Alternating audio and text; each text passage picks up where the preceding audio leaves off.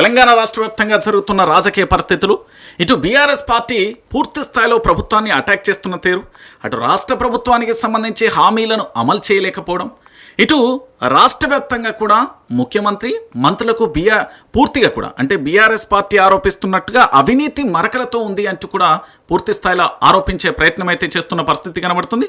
అయితే రాష్ట్ర వ్యాప్తంగా జరుగుతున్న పరిస్థితులు ఒకవైపు, ఇటు విపక్షాలకు సంబంధించిన పోరాటం మరోవైపు, ఈ అన్ని అంశాలకు సంబంధించి కూడా మాట్లాడే ప్రయత్నం అయితే చేద్దాం. ప్రస్తుతం వైఆర్టీవీ స్టూడియోలో దూదుమెట్ల బాలరాజు యాదవ్ ఉన్నారు. వారితో మాట్లాడే ప్రయత్నం అయితే చేద్దాం. అసలు ఏం జరుగుతుంది, ఎలా ఉంది, ఏంటి అనే ప్రయత్నం అయితే చేద్దాం. నమస్తే అండి. నమస్తే రంజిత్ గారు, ఎలా ఉన్నారు? బాగున్నాం. ఏంటి అసలు రాష్ట్రంలో పూర్తి స్థాయిలో బీఆర్ఎస్ పార్టీ వ్యూహాత్మకమైన పోరాటం చేస్తుందా, లేకపోతే వ్యూహాన్ని కాకుండా కేవలం రేవంత్ రెడ్డిని మాత్రమే టార్గెట్ చేస్తుందా? ప్రతిపక్ష పార్టీగా మా పార్టీ వర్కింగ్ ప్రెసిడెంట్ కేటీఆర్ గారి నాయకత్వంలో, కేసీఆర్ గారి మార్గదర్శకంలో 30 నెలల కాంగ్రెస్ పాలనలో 900 రోజులు ముగించుకున్న రేవంత్ రెడ్డి గారి పరిపాలన తీరు ఏదైతే ఉందో, ఆ తీరుతో ప్రజలు పడుతున్న బాధలు ఏదైతే ఉన్నాయో, ప్రజలకు ఇచ్చిన హామీల్ని ఏ విధంగా అమలు చేయకపోవడం వల్ల ఇవాళ కింది స్థాయిలో సకల జనులు, అన్ని వర్గాల ప్రజలు ఏదైతే ఇబ్బందులు ఎదుర్కొంటూ ఉన్నారో, ప్రతి ఇబ్బందిని తమ కుటుంబంలో ఇబ్బందిలాగా ఇవాళ మా పార్టీ నాయకత్వంతో కూడా ఆ విధంగా పనిచేస్తూ ఉంది.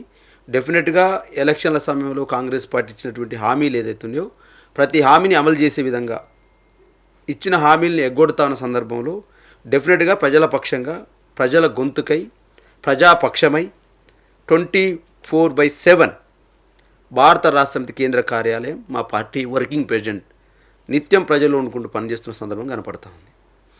ఇవాళ ప్రధానంగా రేవంత్ రెడ్డి గారు వచ్చినటువంటి 30 నెలల్లో అనేక రకాల హామీల్ని ప్రజలకు ఇచ్చినారు. ప్రధానంగా ఏ రంగాలైతే రేవంత్ రెడ్డి గారిని అధికారంలో తీసుకురావడం కోసం ప్రయత్నం చేసినాయో, రేవంత్ రెడ్డి గారే స్వయాన ఈ నిరుద్యోగ వర్గం అనేది నాతో ఉండడం వల్ల ఇవాళ నాకు అధికారం సాధ్యమైందని చెప్పుకుంటా ఉన్నారు. ఇవాళ ఆ రంగాన్ని పూర్తిగా విఫలమైన సందర్భం కనపడతా ఉంది. ఇవాళ 30 నెలల్లో వారు ఇచ్చిన హామీలలో ఏదైతే ఉందో, నిరుద్యోగ భృతి కావచ్చు, అదేవిధంగా నిరుద్యోగ క్యాలెండర్ కావచ్చు, అదేవిధంగా జూన్ 2వ తారీఖు రోజు నియామకాల సంబంధించి ఖాళీలను చూసి సెప్టెంబర్ 17 లోపున పూర్తి చేస్తామన్నటువంటి హామీ కావచ్చు, అదేవిధంగా ఇవాళ విద్యార్థిని యువతీలకు ఇచ్చేటువంటి స్కూటర్ విషయంలో కావచ్చు, అనేక హామీలలో ఒక్క హామీని కూడా అమలు చేయలేక విఫలమై ప్రజలల్లో ఇటువంటి గవర్నమెంటు మళ్ళీ ఉండొద్దు, ఇటువంటి ముఖ్యమంత్రి మాకొద్దు అనేటువంటి పరిస్థితి అలా తెలంగాణ ప్రజలలో కనపడుతున్న సందర్భం కనపడుతుంది. అంటే ఆ పరిస్థితి నిజంగా ప్రజలలో ప్రజా ఉద్యమంగా మారిందా, లేకపోతే మీరు క్రియేట్ చేశారా? ఇలా ఎవరో క్రియేట్ చేస్తే వచ్చేది కాదు. దూదిమెట్ల బాలరాజు యాదవ్గా ఇలా రంజిత్ గారితో మాట్లాడి క్రియేట్ చేస్తే ప్రజలలో ఆ భావన రాదు. ఇలా ఏ వర్గాలైతే గతంలో రేవంత్ రెడ్డి గారు అధికారంలోకి వస్తే, రేవంత్ రెడ్డి గారి కాంగ్రెస్ పార్టీ తను ముఖ్యమంత్రిగా ఉంటే మా ఆశలు తీరుతాయని, మా ఆకాంక్షలు నెరవేరుతాయని, కేసీఆర్ గారి ప్రభుత్వం కంటే, బీఆర్ఎస్ పార్టీ ప్రభుత్వం కంటే గొప్పగా చేస్తని అయితే ఆశలు పెట్టుకున్నారో, ఆ ఆశలన్నీ అడియాశలైనటువంటి సందర్భంలోనే ఇవాళ ప్రజల నుంచి వస్తున్నటువంటి వ్యతిరేకత. అంటే నేనేమంటున్నా అంటే ఆశలు అడియాశలు కావడానికి కారణం మీరే అంటూ రేవంత్ సర్కార్ పదే వాదిస్తుంది. ఎందుకంటే అప్పుల పాలుగా రాష్ట్రాన్ని మార్చేసిళ్ళు, కనీసం అక్కడ బడ్జెట్ కూడా లేని పరిస్థితి కనబడుతుంది. మేము పూర్తి స్థాయిలో అంటే ప్రజల తలరాతలను మార్చే విధంగా 6 గ్యారెంటీలను తీసుకొచ్చినాం, అవేవి అమలు కాకపోవడానికి ప్రధానమైన కారణం బద్ధశత్రు బీఆర్ఎస్ అనే విధంగా వాళ్ళు చెప్తున్న పరిస్థితి కనబడుతుంది కదా. 30 నెలలుగా ఇంకా కూడా బీఆర్ఎస్ పార్టీని మీద ఇంకా విమర్శలు చేస్తూ కాలం గడపడం అంటేనే వీళ్ళ చేతగానితనం ఏందో బయటపడతా ఉంది. ఇవాళ గతంలో రేవంత్ రెడ్డి గారు ఏదో మామూలు మనిషి ఏం కాదు. సర్పంచ్ జైలైనా, ఎమ్మెల్యే చేసినాడు, ఎంపీ చేసినాడు, ఎమ్మెల్సీ చేసినాడు, క్రియాశీలక రాజకీయాల్లో ఉన్నాడు. రేపు 4వ తారీఖు వస్తే 20 సంవత్సరాల రాజకీయ జీవితం నేను పూర్తి చేసుకుంటానని చెప్పేసి ఇలా పెద్ద ప్రకటనలు ఇలా పేపర్లో చూస్తూ ఉన్నాం. మరి 20 సంవత్సరాల రాజకీయ జీవితంలో అనేక పదవులు అనుభవించిన నీవు రాష్ట్ర ఆర్థిక పరిస్థితి నీకు తెలియదా? ప్రతి సంవత్సరం పెట్టేటువంటి బడ్జెట్ నీకు తెలియదా? ఆ బడ్జెట్లో ఉన్నటువంటి లోతుపాతులు నీకు తెలియదా?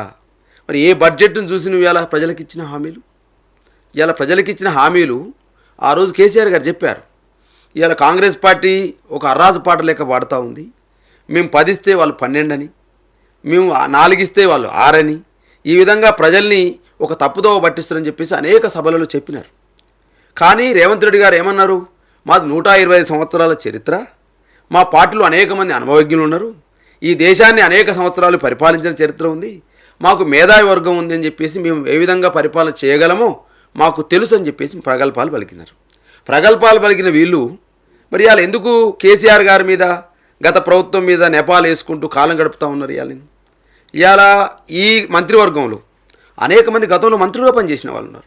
ఇలా మల్లుబట్టి క్రమార్ గారు గతంలో పనిచేసినారు ప్రభుత్వంలో, అదేవిధంగా మా సంబంధించినటువంటి స్పీకర్ గారు గతంలో పనిచేసినారు, అదేవిధంగా తుమ్మల నాగేశ్వరరావు గారు పనిచేశారు. అనేక మంది క్యాబినెట్లో ఉన్న వాళ్ళందరూ కూడా గత ప్రభుత్వాల్లో పనిచేసినారు.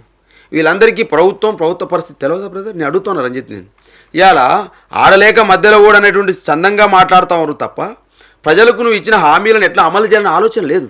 ఎంతసేపు గత ప్రభుత్వం మీద నెపాన్ని నెట్టేసి కాలం గడుపుదామనే ఆలోచన విధానం తప్ప ప్రజలకు ఇచ్చిన హామీలు ఎంతవరకు అమలు చేద్దామనే ఆలోచన విధానము ఈ రేవంత్ రెడ్డి ప్రభుత్వంలో కనపడుతున్నట్టుగా నాకు కనపడతలేదని చెప్పి నేనేమంటున్నా అంటే, మీరు ఒక మాట చెప్పిలు, కేసీఆర్కు సంబంధించి 2 ఇస్తే రేవంత్ రెడ్డి 4 ఇస్తా అన్నారు, వీళ్ళు 4 ఇస్తే వాళ్ళు 6 ఇస్తా అన్నారు, 6 ఇస్తే 12 ఇస్తా అని చెప్పారు.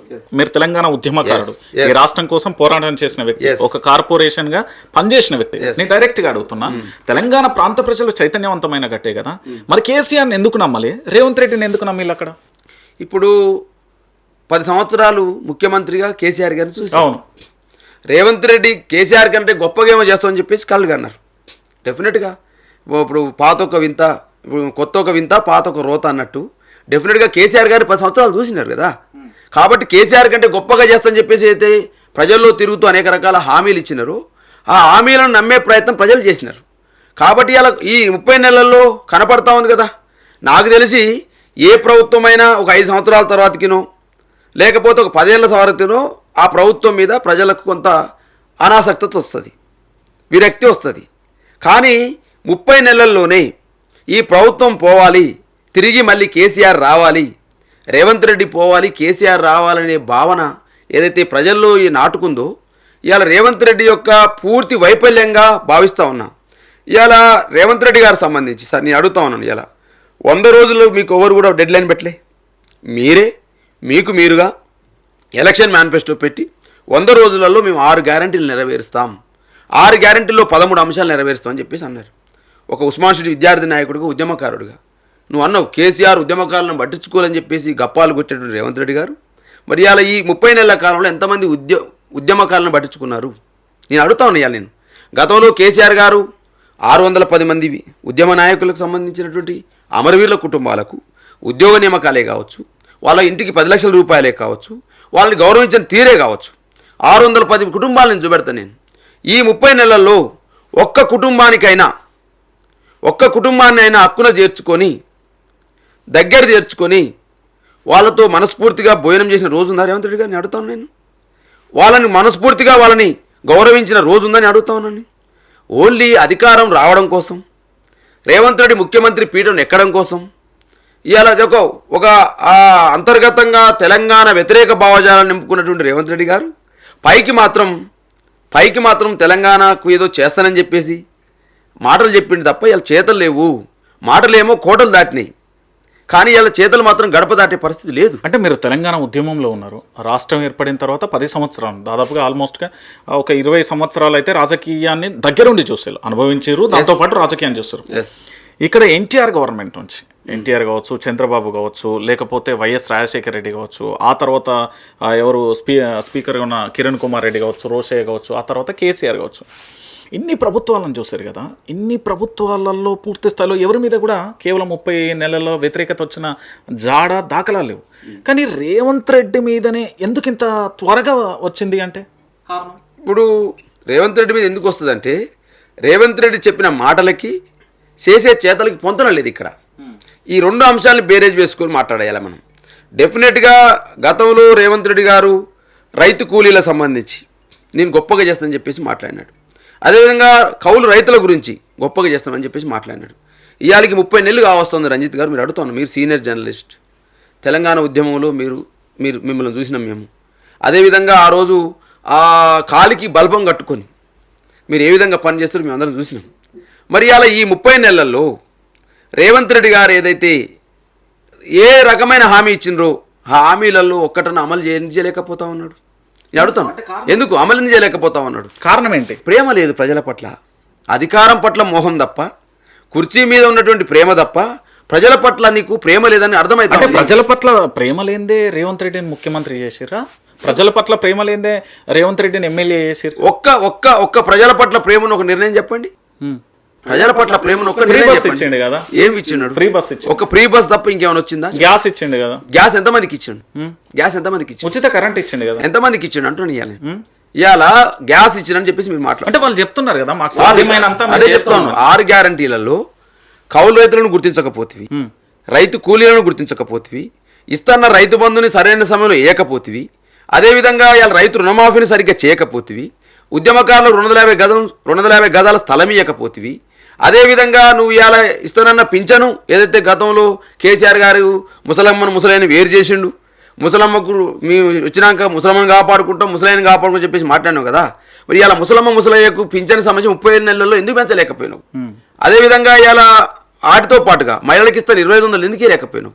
ఇవాళ నువ్వు ఇచ్చినటువంటి అన్ని 13 రకాల హామీలలో ఒక ఫ్రీ బస్ తప్ప నువ్వు గొప్పగా చేసింది ఏంది? ఆ ఫ్రీ బస్ కూడా నీ చేతుల నుంచి పెడతలే పైసలు. ఇలా ఆర్టీసీకి అప్పుల కుప్పగా మార్చి ఇలా ఆర్టీసీని ప్రైవేట్ పరం చేసే భాగంలోనే ఇలా ఉచిత బస్సు చేస్తూ ఉన్నావు. ఇలా ఆర్టీసీ సంఘాలు, ఆర్టీసీ కార్మికులు అడుగుతూ ఉన్నారు కదా, మా ఆర్టీసీ దివాళా తీసే పరిస్థితి ఉన్నది, మా ఉద్యోగ భత్యాలు కూడా వెళ్ళే పరిస్థితి లేదు, అన్నమో రామచంద్రన్ అడుక్కునే పరిస్థితికి వచ్చింది ఆర్టీసీ వాళ్ళు. కాబట్టి ఇలా ఆర్టీసీ వాళ్ళు కూడా సమ్మె చేసే పరిస్థితికి వస్తే వాళ్ళతో మాట్లాడిన పరిస్థితి కనపడతా ఉంది కదా. కాబట్టి ఇలా మీరు ఇచ్చినటువంటి హామీని అమలు ఎందుకు చేయలేకపోతున్నాం అంటే ప్రజల పట్ల ప్రేమ లేదన్నట్టే. ఆ రాజ్యం నడిపేటువంటి నాయకుడికి ప్రజల పట్ల ప్రేమ ఉండాలి. అంటే ఒక రాజకీయ నాయకుడు ఒక ఎలక్షన్ చూస్తాడు, కానీ ఒక మంచి రాజకీయ నాయకుడు తరాల యొక్క భవిష్యత్తు చూస్తాడని చెప్పి చెప్తా ఉంటారు. అంటే నేను ఒక మాట అడుగుతున్నా, ఇక్కడ కేసీఆర్కు ప్రజల పట్ల పూర్తి స్థాయిలో ప్రేమ ఉంది, రేవంత్ రెడ్డికి లేదంటారు. అంటే ఇక్కడ కేవలం ప్రేమ లేకపోవడం వల్లనే రేవంత్ రెడ్డి వైఫల్యం చెందుతుండ రాష్ట్ర ముఖ్యమంత్రిగా? డెఫినెట్గా అంతకు మించి వేరే కారణం ఏమీ లేదు. 100% ప్రజల పట్ల ఒక ప్రేమపూర్వకమైనటువంటి తెలంగాణకు మనం ఏదో చేయాలనే ఆలోచన విధానం రేవంత్ రెడ్డి కనిపించట్లేదు.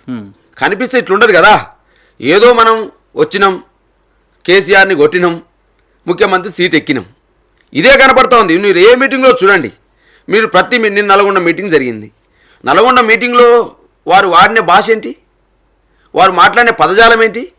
నువ్వు మీటింగ్ పెట్టుకున్నావు, నల్గొండ జిల్లాకు నేను ఏం చేయగలుగుతా? గతంలో కేసీఆర్ గారు నల్గొండ జిల్లాకు 1800 కోట్ల రూపాయలు ఖర్చు పెట్టి యాదాద్రి పుణ్యక్షేత్రాన్ని కట్టినాడు.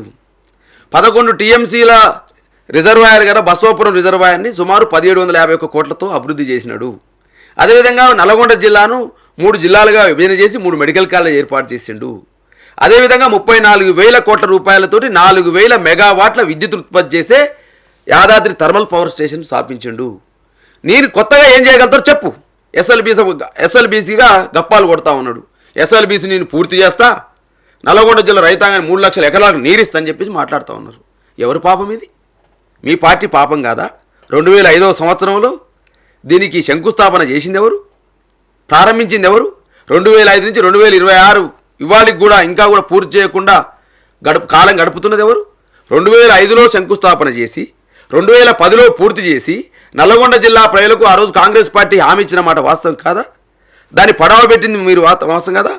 ఆంధ్రా సంబంధించినటువంటి రైట్ బ్యాంక్ కెనాల్ ఏమో తొందర పూర్తి అయిపోతుంది, తెలంగాణ సంబంధించిన లెఫ్ట్ బ్యాంక్ కెనాల్ ఇంకా మూలన పడుతుంది. మరి కేసీఆర్ గారు వచ్చినాక ఏం చేసిందని చెప్పేసి అడుగుతాం నల్గొండ సభలో. మేము గత ప్రభుత్వం సుమారు 13 కిలోమీటర్లు 3,569 కోట్లు ఖర్చు పెట్టి తోయినాం కదా. మరి ఇవాళ నువ్వు 30 నెలలు అవుతుంది, 30 మీటర్లను తోయినవా? 30 మీటర్లు తోయితే 8 మంది శవాలు అలానే ఉన్నాయి. 8 2 తీసినా 6 ఇంకా రాలే పరిస్థితి. ఏంది నీ యొక్క కమిట్మెంట్ ఏంది? ఇవాళ నల్గొండ జిల్లాకు వస్తున్నామంటే ఆ ఎమ్మెల్యేనో ఆ మంత్రో అక్కడ ఉన్నటువంటి ఇన్ఛార్జ్ మంత్రో లేకపోతే అక్కడ ఉన్నటువంటి పార్లమెంట్ సభ్యులు ఏదైనా అడిగితే ఇది చేస్తా నేను నల్గొండకు అని చెప్పాలి. నల్గొండకు ఏం చేసినామని చెప్తున్నావు? ఏం చెప్పట్లే. అక్కడ మూసి గడ్డం వస్తే పండబెట్టి తొక్కుతా, ఆ పాతాల భైరవులు, తోడేళ్ళు, గంజాయి వనంలో తులసి వనంలో గంజాయి మొక్కలు, ఇవా ముఖ్యమంత్రి మాట్లాడే భాష? తోడేళ్ళని ఎవరంటారు తెలుసా? నేను అడుగుతాను మీ టీవీ ద్వారా, తోడేళ్ళని ఎవరంటారు తెలుసా? తెలంగాణ ఉద్యమం జరుగుతూ ఉంటే అదేవిధంగా ఏ కాంగ్రెస్ పార్టీకి అయితే అనేక సంవత్సరాలుగా సర్వీస్ చేస్తూ ఆ కాంగ్రెస్ పార్టీ డెవలప్ చేయడం కోసం, ఆ కాంగ్రెస్ పార్టీ అధికారం రావడం కోసం జెండా మోసినటువంటి కార్యకర్తలు ఎవరైతే ఉన్నారో, నాయకత్వం ఎవరైతే ఉందో వాళ్ళను కాకుండా 50 కోట్ల రూపాయలతోటి పిసిసి అధ్యక్ష పదవి తెచ్చుకున్నారో వాళ్ళని తొడేలు అంటారు. తెలంగాణ ఉద్యమం జరుగుతూ ఉంటే ఏ విద్యార్థి నాయకులైతే ఆ రోజు తెలంగాణ రాష్ట్రం కోసం నువ్వు జై తెలంగాణ అని చెప్తే రైఫిల్ పట్టుకొని తెలంగాణ విద్యార్థుల మీదకి గన్నెక్కబెట్టిండో వాళ్ళని పాపాల భైరవుడు అంటాడు. రేవంత్ రెడ్డి గారు మాట్లాడేటప్పుడు చరిత్ర చూసి మాట్లాడాలి. అంటే మీరు ఇప్పటి వరకు చెప్పిన చరిత్రలో నల్గొండకు సంబంధించిన అభివృద్ధికి సంబంధించి కేసీఆర్ ఏం చేసిండంటే అవన్నీ వివరించారు. అవన్నీ కేవలం 30 నెలలలో చేయలేదే, 10 సంవత్సరాల పాటు కాలం కదా. రేవంత్ రెడ్డి 30 నెలలే కదా అయింది. నువ్వేం చేసినావు? 30 నెలలు అవుతా ఉంది. మీరు చేసింది 10 సంవత్సరాలు కదా, చాలా చాలా వ్యత్యాసం ఉంది కదా టైంలో. 30 నెలలు అంటే ఇవాళకి 3 సంవత్సరాలు, ఇంకొక 6 నెలలు అయితే 3 సంవత్సరాలు పూర్తి అవుతుంది. నీ ప్రభుత్వం ఉండేది 2 సంవత్సరాలు, ఇంకా 2 సంవత్సరాలు, 1 సంవత్సరం ఎలక్షన్ ఇయరే పోతుంది. నల్లగొండ జిల్లాకు ప్రత్యేకంగా నువ్వు చేసింది ఏంది?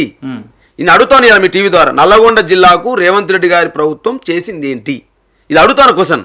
ఇది అడగకుండా ఊరికనే నువ్వు వచ్చేసి మాట్లాడడం కాదు కదా. నువ్వు అక్కడికి వచ్చి మాట్లాడింది ఏంది? ఏం మాట్లాడినావు నువ్వు?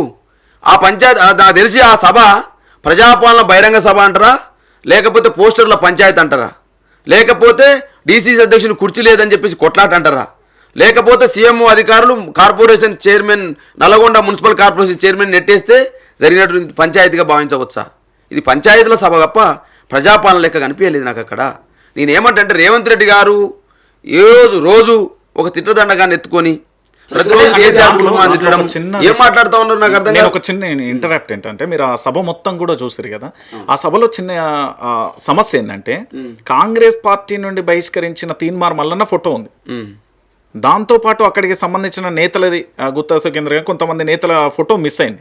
ఇంకొక మాట ఏంటంటే, ఆ జిల్లాకు సంబంధించిన మునుగోడు ఎమ్మెల్యే రాజగోపాల్ రెడ్డి కూడా దానికి అటెండ్ కాని పరిస్థితి. అంటే అంతర్గత కుమ్ములాటలకే పరిమితం అయిపోయింది తప్ప ప్రజాక్షేత్రంలో పూర్తి స్థాయిలో పనికి రాదంటారా? 100% కనబడతా ఉంది కదా. ఇలా రేవంత్ రెడ్డి గారు మాట్లాడే మాటలకు ఎందుకు విలువ లేకుండా పోతుందంటే, నేను 2034 దాకుంటా అని చెప్పేసి మాట్లాడుతూ ఉన్నాడు కదా. 2034 దాకా ఉండాలనుకున్న నీ అంట నల్గొండ జిల్లాలో నీ కాంగ్రెస్ పార్టీ ఎమ్మెల్యేలు నీతో నవ్వట్లేదు కదా. నువ్వు అంటున్నావు కదా 2034 దాకా నేనే ఉంటా, కాంగ్రెస్ పార్టీ ఉంటుందని మాట్లాడుతున్నప్పుడు నీ కాంగ్రెస్ పార్టీ బీఫామ్ మీద నిన్ను ముఖ్యమంత్రి కావడం కోసం గెలిచినటువంటి ఎమ్మెల్యే ఎవరైతే రాజగోపాల్ రెడ్డి గారు ఉన్నారో, ఆ రాజగోపాల్ రెడ్డి నీ వెనకాల లేడు కదా. నువ్వు 2034 దాకా ఎట్లుంటావు అంటున్నా నేను. కాబట్టి దీని అంటే ఒక్క రాజగోపాల్ రెడ్డి లేనంత మాత్రాన 2034 జిల్లాకు 2-3 ఉన్నారు అంటూ నేను ఇలా దొంతి మాధవరెడ్డి మన్నటిదాకా మీ నర్సంపేట కాన్సెన్సే కదా. దొంతి మాధవరెడ్డి గారు వారి యొక్క ఇంట్లో ఏదో జరిగింది, అప్పటి నుంచి అప్పటి వరకు దొంతి మాధవరెడ్డి కలిసారా? కలిసిరా? జగ్గారెడ్డి ఈ రోజుకి ఇప్పటికీ రేవంత్ రెడ్డితో నట్టున్నాడా?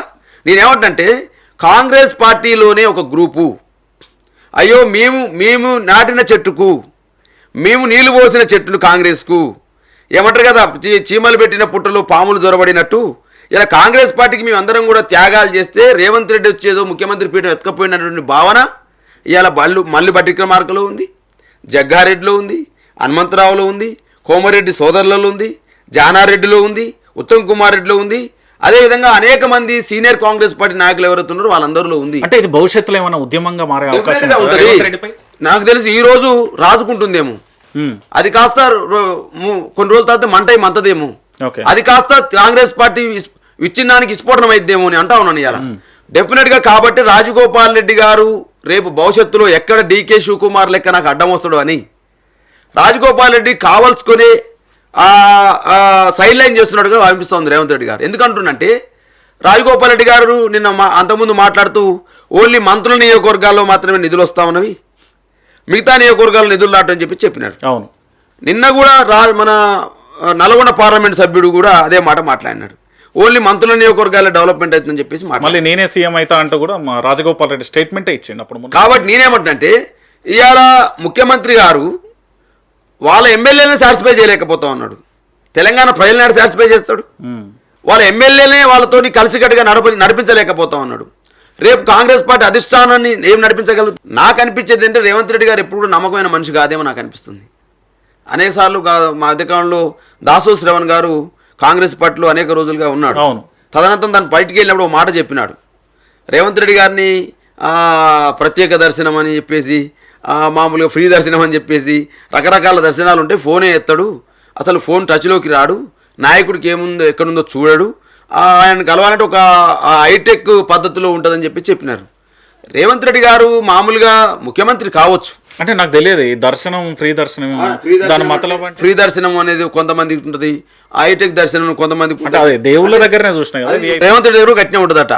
అంటే ఏంటి అందులో మతలబ్ ఏంటి? మతలబ్ ఏంటి ఏం లేదు, అంటే అందరినీ కలవడినా ఎవరైతే స్పెషల్ ట్రీట్మెంట్ ఉందో వాళ్ళే కలుస్తారు. ఎక్కువ టైం ప్రజల్ని కలవడం అంటే టైం వేస్ట్ అని చెప్పేసి ఒక భావన ఉన్నది. నిజంగా ఫోన్లు ఎత్తడం అంటే ఒక చిరాకుగా భావిస్తూ ఉన్నాడు. ఆయన చెప్తున్న ఇంటర్వ్యూలో నేను ఫోన్ ఎత్తాను, నాకు ఫోనే ఉండదు అని చెప్పేసి మాట్లాడుతూ ఉన్నాడు. మరి ఫోన్ అనేది లీడర్ అనే వాళ్ళు ఎప్పుడైనా ఫోన్ ఎత్తాలి, ఫోన్ మాట్లాడాలి. నాకు తెలిసి అయితే అవును, ప్రజల్ని కలవాలి, ఎమ్మెల్యేని కలవాలి. మరి ఈ మధ్య కాలంలో ఒక న్యూస్ కూడా వచ్చింది. ఏమని న్యూస్? ఎవరైతే టీడీపీ నుంచి వచ్చినటువంటి నాయకులను మాత్రమే రేవంత్ రెడ్డి కలుస్తున్నారు, అసలు కాంగ్రెస్ అని, పసుపు కాంగ్రెస్ అని 2 రకాల ధోరణులు వచ్చినాయి. ఏదైతే అసలు సంబంధించిన కాంగ్రెస్ నాయకులు, కాంగ్రెస్ పార్టీ కోసం పనిచేసిన వాళ్ళేమో డైరెక్ట్ మీరు నాకు డైరెక్ట్ కలిసేలేదు, వేం నరేంద్ర రెడ్డి కలవని చెప్పేసి చెప్తున్నట్టుగా, ఎవరైతే తెలుగుదేశం పనిచేసిన నాయకత్వం మాత్రం డైరెక్ట్గా రేవంత్ రెడ్డి గారు టచ్ అవుతున్నట్టుగా ఈ మధ్యన వార్తలు వస్తూ ఉన్నాయి.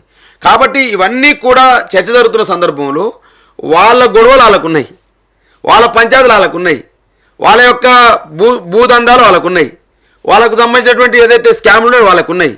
ఇవన్నీ ప్రజలకు ఏం చేయాలనే ఆలోచన మరిచి మేమేం చేసుకోవాలి, మా ప్రభుత్వం వచ్చింది మేమేం చేసుకోవాలనేటువంటి ఆలోచన విధానం కనపడతా ఉంది. ఆ క్రమంలోనే మా ఎన్ఎం శ్రీనివాసరెడ్డి గారు అనుకుంటా, నాకు తెలిసి మహబూబ్నగర్ ఎమ్మెల్యే, వారు అన్నారు ఒక ఎమ్మెల్యేగా నేనుంటే ఒక పెళ్లికి పోతున్నా ఆశీర్వదిస్తున్నా, లేదా చావుకు పోతున్నా పోయి దండేసి వస్తున్నా తప్ప మేము ఏం చేసే పరిస్థితులు అని చెప్పేసి ఎమ్మెల్యే ఎన్ఎం శ్రీనివాసరెడ్డి గారు మాట్లాడినారు. జడ్చర్ల ఎమ్మెల్యే ఏం మాట్లాడినా అనుదిరెడ్డి గారు మాట్లాడినాడు, మాకు పనులు కావట్లేవు, మొత్తం కూడా ఆంధ్ర సంబంధించినటువంటి కాంట్రాక్టర్లకు పైరవకారులకే పనులు అవుతున్నాయి, మేము పోయి అడిగినా కూడా, అంటే నేను పోయి ముఖ్యమంత్రి దగ్గర ఒక ఫైల్ అడిగితే పని కాలేదన్నారు, కానీ అదే పనిని ఓ పైరవకారుడు వచ్చి 30% కమిషన్తో పని చేసుకొస్తామని చెప్పే పరిస్థితికి వచ్చి చెప్పి అనుదిరెడ్డి గారు చెప్పినారు. ఒకవైపు రాజగోపాల్ రెడ్డి గారేమో ముఖ్యమంత్రి మంత్రుల నియోజకవర్గాలనే పనులు అవుతున్నాయి మాకు కావట్లేమని ఆయన అంటా ఉన్నాడు, ఒకవైపు ఏమో అనుదిరెడ్డి గారు ఆ మాట మాట్లాడుతూ ఉన్నాడు, ఒకవైపు ఎన్ఎం శ్రీనివాసరెడ్డి గారు ఈ మాట మాట్లాడుతూ ఉన్నారు. అంటే వీళ్ళ మధ్య ఉన్నటువంటి ఏదైతే ఈ భావన ఉన్నాయో ఇది ప్రజల భావనగా ఉన్నది. కాబట్టి రేవంత్ రెడ్డి గారు చేయాల్సిన పని ఏంటంటే ఈ 30 నెలల్లో నువ్వేం చేద్దావో చెప్పాల్సిన అవసరం ఉంది కదా, వాళ్ళ ఎమ్మెల్యేని సాటిస్ఫై చేయాల్సిన అవసరం ఉంది కదా, వాళ్ళ ప్రజలకు ఇచ్చిన హామీలు అమలు చేయాల్సిన అవసరం ఉంది కదా. కాబట్టి ఇలా అనేక రకాల అంశాల్లో వీళ్ళని బేరేజ్ వేసుకుంటే యూరియా సంబంధించింది బ్రదర్. నేను ఒక మాట ఏమంటున్నా అంటే మీరు ఇన్ని చెప్పారు కదా, అంటే రేవంత్ రెడ్డి సాధ్య అసాధ్యాలను బేరీజు వేసుకోకుండా పార్టీ ఏం నడుస్తుంది, అంతర్గతంగా ఏంటి బయట ఏంటి అంటే దాని ముఖ్యమంత్రి కదా, తన చేతిలోనే హోంశాఖ కూడా ఉంది, ఇంటెలిజెన్స్ రిపోర్ట్ కూడా తనకి ఇతర, ఇవన్నీ కూడా అంచనా వేయలేకపోతుండా. ఎందుకంటే చాలా లాంగ్ పీరియడ్ పెట్టుకున్నాం, 2034 వరకు నేనే ముఖ్యమంత్రి అనే పీరియడ్లో ఇవన్నీ లెక్కలోకి రావా? ఇప్పుడు ఆయన 2034 అనుకుంటు కానీ 2028 ఏదో చూసుకోమని చెప్తున్నాను నేను. 2034 దాకా అవసరం, 2028 తర్వాత రేవంత్ రెడ్డి ఉంటాడా, ఊడతాడా, లేదా కొడంగల్లో గెలుస్తాడా, ఓడిపోతాడా ఒకసారి అంటే నెక్స్ట్ వచ్చే చేసుకోవాలి. నెక్స్ట్ వచ్చే ప్రభుత్వం ప్రజలు తెలుసుకుంటారు. బీఆర్ఎస్ పార్టీగా మేము వస్తామని చెప్పి మాకు నమ్మకం ఉంది, ప్రజల పక్షాన మేము కొట్లాడుతున్న నమ్మకం ఉంది. మా కేసీఆర్ గారి మార్గదర్శకంలో, కేటీఆర్ గారి నాయకత్వంలో ఇలా అద్భుతంగా ప్రజల కోసం పనిచేస్తున్నటువంటి భావన మాకు ఉంది. కాబట్టి డెఫినెట్గా బీఆర్ఎస్ పార్టీ వైపు తెలంగాణ ప్రజలు ఉంటారని నమ్మకం ఉన్నది.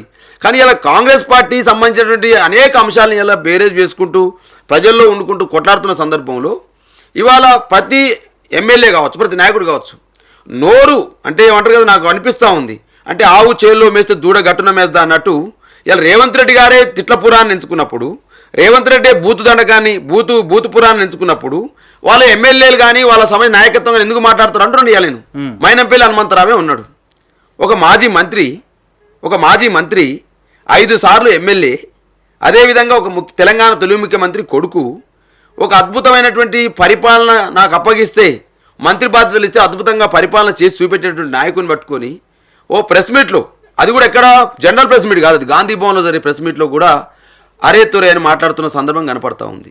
ఇలా అనేక మంది నాయకులు, ఇలా ఒక్కరు కాదు, ఇద్దరు కాదు, ఇక అలా ప్రభుత్వ విప్పులైతే మొత్తం ఇంకా వాళ్ళు ఇక బరితెగించే మాట్లాడుతున్న పరిస్థితి కనపడుతుంది. ఈ భాష మీద మీరు ఎందుకు ఉద్యమం చేయలేకపోతున్నారు? ఎందుకంటే మీ బీఆర్ఎస్ పార్టీ సోషల్ మీడియా కావచ్చు, బీఆర్ఎస్ పార్టీకి సంబంధించిన నేతల మీద మీరు ఏదైనా రాపు అనే పదాలను వాడితేనే కేసులే అరెస్టులు చేసి పోలీసులు 20 మంది దాకా వచ్చి అరెస్ట్ చేసిన దాఖలాలు చూసినాం. కానీ ఇక్కడ మాత్రం రివర్స్గా పడుతుంది. ఇదే కేసులో బీఆర్ఎస్ పార్టీలో ఉన్న బాల్క సుమన్ అరెస్ట్ చేసిన దృశ్యాలు కానీ లేకపోతే అంతకుముందు కొంతమంది నేతలను అరెస్ట్ చేసిన దృశ్యాలను కానీ చూసినాం. మరి కాంగ్రెస్ నేతలకి ఇది వర్తించదా భాషా చట్టం అనేది? వాస్తవమే కదా. ఇప్పుడు ఎవరైతే ఇప్పుడు బీఆర్ఎస్ పార్టీ నాయకత్వం కాంగ్రెస్ పార్టీ ప్రభుత్వం మీద మాట్లాడితే వాళ్ళ మీద కేసులు పెడతాం, అవును, ప్రశ్నిస్తే జైలుకి పంపుతా ఉన్నారు. అనేక సందర్భాల్లో మీరు కూడా అటువంటి నిర్బంధాలు ఎదుర్కొన్న సందర్భాన్ని కూడా చూసినాం మేము. కాబట్టి నేనేమంటే ఈ వారికేం ఒక న్యాయం మాకు ఒక న్యాయం జరుగుతూ ఉంది. ఇవాళ ప్రతి సందర్భంలో మేము అడిగేది ఎవరి కోసం అడుగుతున్నాం? రేవంత్ రెడ్డి ఏదైతే హామీలు ఇచ్చినా హామీల మీద అడుగుతా ఉన్నాం. స్పెషల్గా మాకేం స్పెషల్ ఇంట్రెస్ట్ ఏం లేవు. కానీ ఇవాళ వారి నాయకత్వం మాట్లాడితే ఎటువంటి కేసులు లేవు. వారి ఇష్టం వచ్చినట్టు బూతులు తిరిగితే కేసులు లేవు. వారి ఇష్టం వచ్చినట్టు బీఆర్ఎస్ పార్టీ నాయకత్వం మీద అరే తురేలంటే కేసులు లేవు. కానీ మేము తెలంగాణ ప్రజల కోసం మాట్లాడుతుంటే మాత్రం మా మీద కేసులు పెడతా ఉన్నారు. ఇవన్నీ కూడా తెలంగాణ సమాజం గమనిస్తూ ఉందనే అంశాన్ని స్పష్టంగా మీ టీవీ ద్వారా కేసీఆర్ కు సంబంధించిన భాషను చూస్తే తెలంగాణ ప్రాంత ప్రజలు హర్షిస్తారు. అంటే కేసీఆర్ మాట్లాడే ఆ పంచులు కానీ లేకపోతే ఆ చలోక్తులు కానీ ఆ కవిత్వాలు కానీ చాలా అద్భుతంగా ఉంటాయి. కానీ రేవంత్ రెడ్డి టీం ఎవరు చెప్పట్లేదా? లేదా రాష్ట్రానికి సంబంధించి చాలా మందికి కూడా మీరు ఆఫీసర్లందరినీ కూడా రిటైర్డ్ అయిన అధికారులనే మళ్ళీ సలహాదారులు కూడా పెట్టుకున్నారు. చాలా మంది సలహాదారులు ఉన్నారు. మరి వాళ్ళందరూ కూడా సలహాలు ఇవ్వట్లేదా? ఇవాళ 2-3 అంశాలు స్పష్టంగా గతంలో రేవంత్ రెడ్డి గారు ఇదే బీఆర్ఎస్ పార్టీ ప్రభుత్వం మీద 2-3 అంశాల పట్ల విభేదించినాడు. ఏమని విభేదించినాడు? కేసీఆర్ గారు దొర కాబట్టి క్యాబినెట్ విస్తరణ చేయట్లేదని చెప్పేసి అవును అన్నాడు కదా. అవును, 3 నెలలు క్యాబినెట్ విస్తరణ చేయకపోతేనే రేవంత్ రెడ్డి గారు ఇది గడియల పాలన దొరల పాలన అన్నావు కదా రేవంత్ రెడ్డి గారు. 30 నెలలు అయింది రేవంత్ రెడ్డి గారు. ఇవాళ నీ పూర్తి క్యాబినెట్ ఉందని అడుగుతా ఉన్నాను. లేదు. ఈ రాష్ట్రంలో విద్యాశాఖ మంత్రి ఎవరు? రేవంత్ రెడ్డి. ఈ రాష్ట్రంలో హోంశాఖ మంత్రి ఎవరు? రేవంత్ రెడ్డి. ఈ రాష్ట్రంలో మున్సిపల్ అడ్మినిస్ట్రేటివ్ మరియు పురపాలక శాఖ మంత్రి ఎవరు? రేవంత్ రెడ్డి. మరి రేవంత్ రెడ్డి గారిని అడుగుతాను ఇవాళ నేను. నువ్వు అన్నావు కదా ఆ రోజు, మరి నిన్నేమంటారు? అంటే కారణం ఏంటి? కేబినెట్ విస్తరణ భయమా లేకపోతే నా దగ్గర ఉన్న ముఖ్య శాఖలు పోతాయన్న ఒక అంతర్గతంగా ఆయనకున్న అనుమానమా? నాకు అదే అర్థం కావట్లేదు. ఇలా 30 నెలలు అయితే పూర్తి క్యాబినెట్ లేకపోవడం ఏంది? రెండోది, గతంలో ఏం చెప్పినావు? ఏదైతే కేసీఆర్ గారు ఆ రోజు ప్రజల సొమ్ముతోటే తెలంగాణ సంబంధించినటువంటి ఏదైతే ప్రజాభవన్ ఏదైతే ఉందో, ముఖ్యమంత్రి నివాసం ఏదైతే ఉందో అది మంచిగా ఉండాలి. అనేక మంది ప్రపంచ ప్రతినిధులు కావచ్చు, దేశ ప్రతినిధులు కావచ్చు, రాష్ట్రాల ప్రతినిధులు కావచ్చు, పెట్టుబడులు పెట్టే ప్రతినిధులు కావచ్చు, చాలామంది ఇక్కడికి వస్తారు. కాబట్టి ఆ ఇన్వైటీస్కి అందరూ కూడా ఒక సౌకర్యవంతమైనటువంటి భవనం కావాలని చెప్పేసి ఒక ప్రగతి భవన్ని ప్రజాభవన్ని కట్టిస్తే ఆ ప్రజాభవన్ మీద కూడా విమర్శలు చేశారండి. నేను అడుగుతాను, చాలా బాధతో అంటా ఉన్నా. ఆ రోజు ఏమని మాట్లాడారు? ఒక అందమైన 150 గదుల అద్దాల మేడం కట్టుకుంటూ రేవంత్ రెడ్డి అని చెప్పేసి ఆ కిరణ్ మన కేసీఆర్ అని చెప్పేసి రేవంత్ రెడ్డి మాట్లాడినాడు. ఇవన్నీ అడుగుతా ఉన్నాను. ఇంకేమైనా ప్రచారం చేసిరు? అందులో అనేక రకాల బంగారు కడ్డీలు ఉన్నాయని, వెండి దర్వాజాలు ఉన్నాయని, బుల్లెట్ ప్రూఫ్ బాత్రూమ్లు ఉన్నాయని, 150 గదులు ఉన్నాయని చెప్పేసి అంగరంగ వైభవంగా రాజు లెక్క కట్టుకుని చెప్పేసి మాట్లాడినాడు. ఇవాళ అదే భవనంలో అది ప్రజాభవనే, అది ప్రభుత్వ నిధులతో కట్టిన భవనం, అది కేసీఆర్ గారి సొంత భవనం కాదు. కానీ ఆ రోజు రేవంత్ రెడ్డి గారు ఇదేదో కేసీఆర్ గారు సొంత భవనం అయినట్టు దాన్ని చిలువలు పలువలుగా అబద్ధపు ప్రచారం చేసి ప్రజలను ఒక మైండ్ని ఒక డైవర్ట్ చేసి ఒక రకమైన విషపూరితమైనటువంటి విధానాన్ని ప్రజల మనసులో నాటిన మాట వాస్తవం కాదా? ఇవాళ నేను ఆర్థిక శాఖ మంత్రి, లెక్కల మంత్రే కదా. అవును, ఆర్థిక శాఖ మంత్రి ఈ రాష్ట్ర డిప్యూటీ సీఎం మల్లు భట్టి విక్రమార్క గారు దాంట్లో ఉంటారు. ఎన్ని దర్వాజాలు కనుక్కున్నాడు నాకు సమానం చెప్పాలి. మీ టీవీ ద్వారా అడుగుతాను నేను. ఇవాళ ఎన్ని బంగారు కడ్డీలు ఉన్నాయో లెక్క చెప్పాలి. ఎన్ని బుల్లెట్ ప్రూఫ్ బాత్రూమ్ ఉన్నాయో చెప్పాలి. ఎన్ని గదులు ఉన్నాయో సమాధానం చెప్పాలి. అంటే ఒకవైపు రోజుకొక అబద్ధ ప్రచారాన్ని, అంటే ఇంత ప్రచారం జరిగినప్పుడు మీరు ఎందుకు తిప్పి కొట్టలేకపోయారు? అసలు ప్రజలు ఆ వైపుగా ఇది నిజమేనేమో రేవంత్ రెడ్డి చెప్తుంది, రేవంత్ రెడ్డి నిజమే అని చెప్పేసి నమ్మిరు తప్ప ఇవాళ వాస్తవాలని చెప్పేసి ఇవాళ గ్రహించండి. మీరు ఎందుకు చూపించలేకపోయారు? మీకంటూ ఒక ఛానల్ ఉంది, ఓ పత్రిక ఉంది, లేదా మీకంటూ మీరు ప్రభుత్వంలో చాలా ఉద్యమకారులు ఎక్కువ శాతం ఉన్నారు కదా, మీరు ఎందుకు చూపించారు? మేము ఆ రోజు అనుకున్నది ఏంటంటే మేము పని చేసుకుంటూ పోదాం, ప్రజలు మా వైపు ఉంటారని చెప్పేసి 2014లో కాంగ్రెస్ పార్టీ తెలంగాణ ఇచ్చిందంటే బీఆర్ఎస్ పార్టీ అధికారాన్ని కట్టబెట్టినారు. ఎందుకు? బీఆర్ఎస్ పార్టీ కొట్లాడగలిగింది, కేసీఆర్ నాయకత్వంలో ఉద్యమం రాగలిగింది కాబట్టి ఇచ్చినామని చెప్పుకున్న కాంగ్రెస్కి అధికారం ఇవ్వలే. కొట్లాడినమన్నా తెచ్చినామన్న బీఆర్ఎస్కి అధికారం ఇచ్చారు కేసీఆర్ నాయకత్వానికి. 2018లో ఈ పరిపాలన అద్భుతంగా ఉందని చెప్పేసి ప్రజలు అప్పగించినారు. 2023లో కూడా అటువంటి అవకాశాన్ని ప్రజలిస్తారని చెప్పేసి సందర్భంలో రకరకాలుగా అనేక రకాలుగా ఇష్టం వచ్చినట్టు ఎగ్జాంపుల్ చెప్తున్నా. ఇప్పుడు ఎగ్జాంపుల్ ఇంతకుముందే చెప్పాను, ప్రగతి భవన్ పేరుతో జరుగుతుంది కావచ్చు, సెక్రటరియట్ పేరుతో కావచ్చు. ఇక అదే ముఖ్యమంత్రి రేవంత్ రెడ్డి గారు ఆ రోజు ఇష్టం వచ్చినట్టు ప్రచారం చేసింది కదా. ఈరోజు ఏం చేస్తున్నాడు ఈ ముఖ్యమంత్రి రేవంత్ రెడ్డి గారు?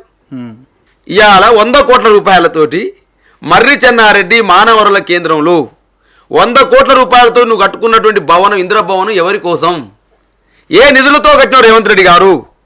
ఆ రోజు ప్రగతి భవన్ చుట్టూ కంచెలు ఉండవు, బారికేలు అని చెప్పేసి మాట్లాడిన ఈ రేవంత్ రెడ్డి గారు, ఈ ముఖ్యమంత్రి గారు మరి ఈరోజు 17 కోట్ల రూపాయలతోటి ఏ విధంగా నీ యొక్క మర్రి చెన్నారెడ్డి మానవరుల కేంద్రంలో కట్టినటువంటి ముఖ్యమంత్రి ఇంద్రభవనానికి కంచె ఎట్లేసినో చెప్పి అడుగుతాను నేను.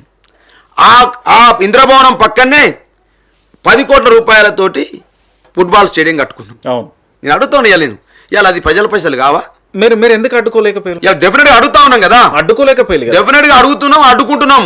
ప్రతి సందర్భంలో రేవంత్ రెడ్డి చేస్తున్నటువంటి ఈ అనాగరికమైనటువంటి నేను అడుగుతాను. ఇలా రైతు బంధు చేస్తాను, నీకు పైసలు ఉండవు. నేను ఏమంటున్నా, తెలంగాణ సమాజాన్ని మీరు ఎందుకు చూపించలేకపోయారు? మీ దగ్గర బాత్రూమ్లలోనే బుల్లెట్ ప్రూఫ్లు లేకపోతే అద్దాల మేడలు గదులు ఉన్నాయని వాళ్ళు చెప్తే తెలంగాణ సమాజాన్ని నమ్మినప్పుడు ఇప్పుడు ఇన్ని కోట్ల రూపాయలతో విలాసవంతమైన భవనం కనబడితే ఎందుకు చూపించలేకపోతుంది? బేరేజ్ వేసుకుంటున్నారు కదా. ఆ రోజు రేవంత్ రెడ్డి చెప్పింది ఏంది, ఈ రోజు చేస్తుందని చూస్తా ఉన్నారు కదా. ఇవాళ నేను 100% అందాల పోటీలకు 200 కోట్లు కేటాయిస్తే నీకు అవకాశం ఉన్నాయి. అవును, మెస్సీని 10 కోట్లు తీసుకొచ్చి ఇక్కడ తీసుకొచ్చేందుకు నీకు అవకాశాలు ఉంటాయి. అదేవిధంగా ఏదైతే ఫ్యూచర్ సిటీ పేరుతోటి 1000 కోట్ల రూపాయలు ఖర్చు పెడితే నీకు అవకాశం ఉంటుంది. అదేవిధంగా అన్ని రకాలుగా ఏదైతే ప్రజాధనాన్ని వృధా చేస్తూ ఇక యార్డ్స్, ఇక మెస్సీని తీసుకొచ్చినందుకు, ఇక ఫుట్బాల్ ఆడించినందుకు, అందాల పోటీలు పెట్టించుకున్నందుకు అన్ని రాష్ట్రాల్లో యార్డ్స్ ఇచ్చుకున్న సందర్భం కనపడతా ఉంది.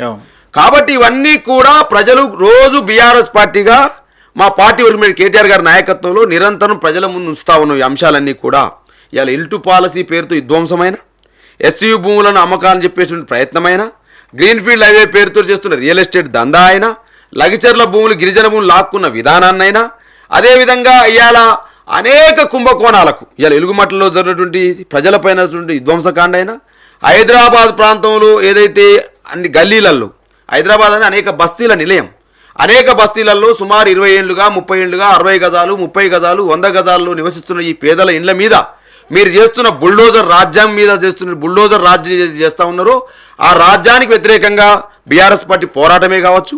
ఇవాళ మేము పోరాటం చేస్తూ ఉంటే రైతు రుణమాఫీ ఎందుకు వేయట్లేమని చెప్పేసి రేవంత్ రెడ్డి గారిని అడిగితే, ఆ ప్రభుత్వాన్ని అడిగితే, ఇవాళ సిద్దిపేటలో మా హరీష్ రావు గారి ఏదైతే క్యాంపు కార్యాలయం ముందు చేసినటువంటి దాడి కావచ్చు, అదేవిధంగా ఖమ్మం జిల్లాలో 3 మంది మంత్రులుగా ఉన్నారు, ఆ వరదలు వచ్చేసి ప్రజలు చచ్చిపోతూ ఉన్నారు, వాళ్ళని కాపాడని చెప్పేసి హరీష్ రావు గారు పోతే అక్కడ దాడి చేసిన సందర్భం, కేటీఆర్ గారు ముషిరాబాద్కి వెళ్ళి ఎందుకు పేదలను గులగొడతారని చెప్పేసి వారి మీద దాడి చేసే సందర్భం కావచ్చు. ఇలా 1 కాదండి 2 కాదండి అనేక వందలాది సంఘటనలు ఇవాళ రాష్ట్ర వ్యాప్తంగా. కానీ మీరు రాష్ట్ర ప్రభుత్వం రేవంత్ రెడ్డి ఏర్పడినప్పటి నుంచి విమర్శలు చేయడం, అవినీతిని బయటపెట్టడం, ప్రభుత్వ వ్యతిరేకతను కూడా ప్రజా ఉద్యమంగా మార్చడంలో సక్సెస్ఫుల్ అయ్యారు. కానీ మీరు ఆ రోజు టీఆర్ఎస్ పార్టీ కాస్త బీఆర్ఎస్ పార్టీగా మారి ఇతర రాష్ట్రాలలో పార్టీ ప్రారంభోత్సవాలు కానీ లేదా అక్కడ యాళ్ళు ఇచ్చినప్పుడు పూర్తి స్థాయిలో కూడా మీరు వెళ్ళి ప్రచారం చేసినప్పుడు ఇప్పుడున్న కాంగ్రెస్ ప్రభుత్వం అప్పుడు విమర్శలు చేసినప్పుడు ప్రజాక్షేత్రంలోకి వెళ్ళింది. కానీ ఇక్కడ కర్ణాటక కానీ కేరళలో కానీ ఎన్నికలు జరిగినప్పుడు ఇక్కడ 6 గ్యారెంటీలు అమలు చేస్తున్నామని మన పైసలతో అక్కడ యాళ్ళు ఇచ్చినప్పుడు ఎందుకు ప్రజాక్షేత్రంలోకి తీసుకెళ్ళలేకపోయారు? ఎందుకు అనుకుంటున్నారు మీరు అట్లని? వీరు ఢిల్లీలో ప్రచారం చేశారు. అవును, ఢిల్లీలో తెలంగాణలో 6 గ్యారెంటీలు అమలు అవుతుందని చెప్పేసి అంటే డెఫినెట్గా మా వంతు పాత్రను మేము పోషించాం. కేరళలో సంబంధించి పినరయి విజయ్ గారు సంబంధించి మాట్లాడుతున్నప్పుడు రేవంత్ రెడ్డి గారు వెళ్ళి మాట్లాడినప్పుడు అక్కడ కూడా మేము స్పందించాం. మహారాష్ట్ర ఎలక్షన్ సమయంలో మేము స్పందించాం. మధ్యప్రదేశ్ ఎలక్షన్ల సమయంలో మేము స్పందించాం. అన్నీ దోకా మాటలు తప్ప ఊకదప్పుడు ఉపన్యాసాలు తప్ప రేవంత్ రెడ్డి చేసింది ఏమీ లేదనే ప్రతి సందర్భంలో చెప్పినాము. కానీ ఇలా అధికారం అనేది పరమావధిగా ఉన్నప్పుడు అధికారం అనేది అప్పర్ డామినెన్స్ అయితే జరుగుతుంది. కాబట్టి వాళ్ళ అధికారం అనే దాన్ని చూసుకొని ఏం చేస్తారు, వీళ్ళ మీద ఉన్నటువంటి వ్యతిరేకతను మాత్రం కప్పించుకునే ప్రయత్నం చేస్తూ ఉన్నారు. కానీ ఇది సందర్భం వచ్చినప్పుడు డెఫినెట్గా బయటపడదనేటువంటి భావన ఇలా బీఆర్ఎస్ పార్టీ శ్రేణులు. అదే బీఆర్ఎస్ పార్టీ చేసిన తప్పని నేనంట. మీరేమంటారు? ఎందుకు అనుకుంటారు మీరు అట్లని? సమయం సందర్భం వచ్చినప్పుడు ప్రజలకు ఎట్లా తెలుస్తుంది? చెప్తే కదా తెలుసు. డెఫినెట్ గా చెప్తా ఉన్నాం కదా. ఇవాళ ఏ అంశాన్ని బీఆర్ఎస్ పార్టీ వదిలింది, ఏ అంశం పట్ల బీఆర్ఎస్ పార్టీ స్పందించలేదు. నేను ఏమంటున్నా అంటే ఇదే ప్రగతి భవన్ లో కేసీఆర్ నిలయంగా ఉండే అంటే ఇతర రాష్ట్రాల నుంచో దేశాల నుంచి వచ్చిన పెట్టుబడిదారులు మీరు చెప్పిన వారు ఎవరైనా కావచ్చు, వాళ్ళకు స్వాగతం కావచ్చు, అపూర్వ స్వాగతమైన పలికిన సందర్భాలని. కానీ ఈ రోజు రేవంత్ రెడ్డి అదే ప్రగతి భవన్ లో ఉండకపోవడానికి కారణం ఏంటి అంటే దళితులకు సంబంధించి నువ్వు ఉన్న భవన్లో వీళ్ళని ఉంచినా అనే సంకేతమా, లేకపోతే ఒక భయంతో ఉన్నాడా, లేకపోతే ఎందుకు ఇంత విలాసవంతమైన అంటే జూబ్లీ హిల్స్కి సంబంధించిన ప్యాలెస్ అని మీరు కొత్తగా వర్ణిస్తున్నారు? రేవంత్ రెడ్డిని అడగాల మాట. మీరు ఎందుకు చూపించలేక ప్రజాక్షేత్రంలో చెప్పలేకపోతున్నా? బుల్లెట్ ప్రూఫ్ కార్ నుండి మొదలు పెడితే బంగారపు గదులు 150 మీరు చెప్పిన వాటిలలో రేవంత్ రెడ్డి ఎందుకు ఉండలేకపోయాడు? భయమా లేకపోతే వేరే కారణమా? ఇప్పుడు వారికి ఉన్నటువంటి అపోహ ఏందో అర్థం కాదు. ఇలా వారికి ఉన్నటువంటి ఆలోచన విధానం అంటే మీకున్న సమాచారం ఉంటుంది కదా. నాకున్న సమాచారం ప్రకారం ఏంటంటే ఆయన కేసీఆర్ గారు ఉన్న దాంట్లో నేను ఉండొద్దు, రీజన్ కేసీఆర్ గారు చేసిన పనులు నేను చేయొద్దు, కేసీఆర్ గారు ఇచ్చిన పథకాలు కొనసాగించొద్దు. కనపడుతూనే ఉంది కదా. కేసీఆర్ ఏది చేస్తే దానికి నేను వ్యతిరేకంగా చేస్తా. కేసీఆర్ కిట్టు అది తెలంగాణ ప్రభుత్వ కార్యక్రమం, దాన్ని కొనసాగిస్తే పేదవాళ్ళకు ఉపయోగపడుతుంది. రైతు బంధు అది కొనసాగిస్తే, ఆ పేరు కొనసాగిస్తే రైతులకు ఉపయోగపడుతుంది.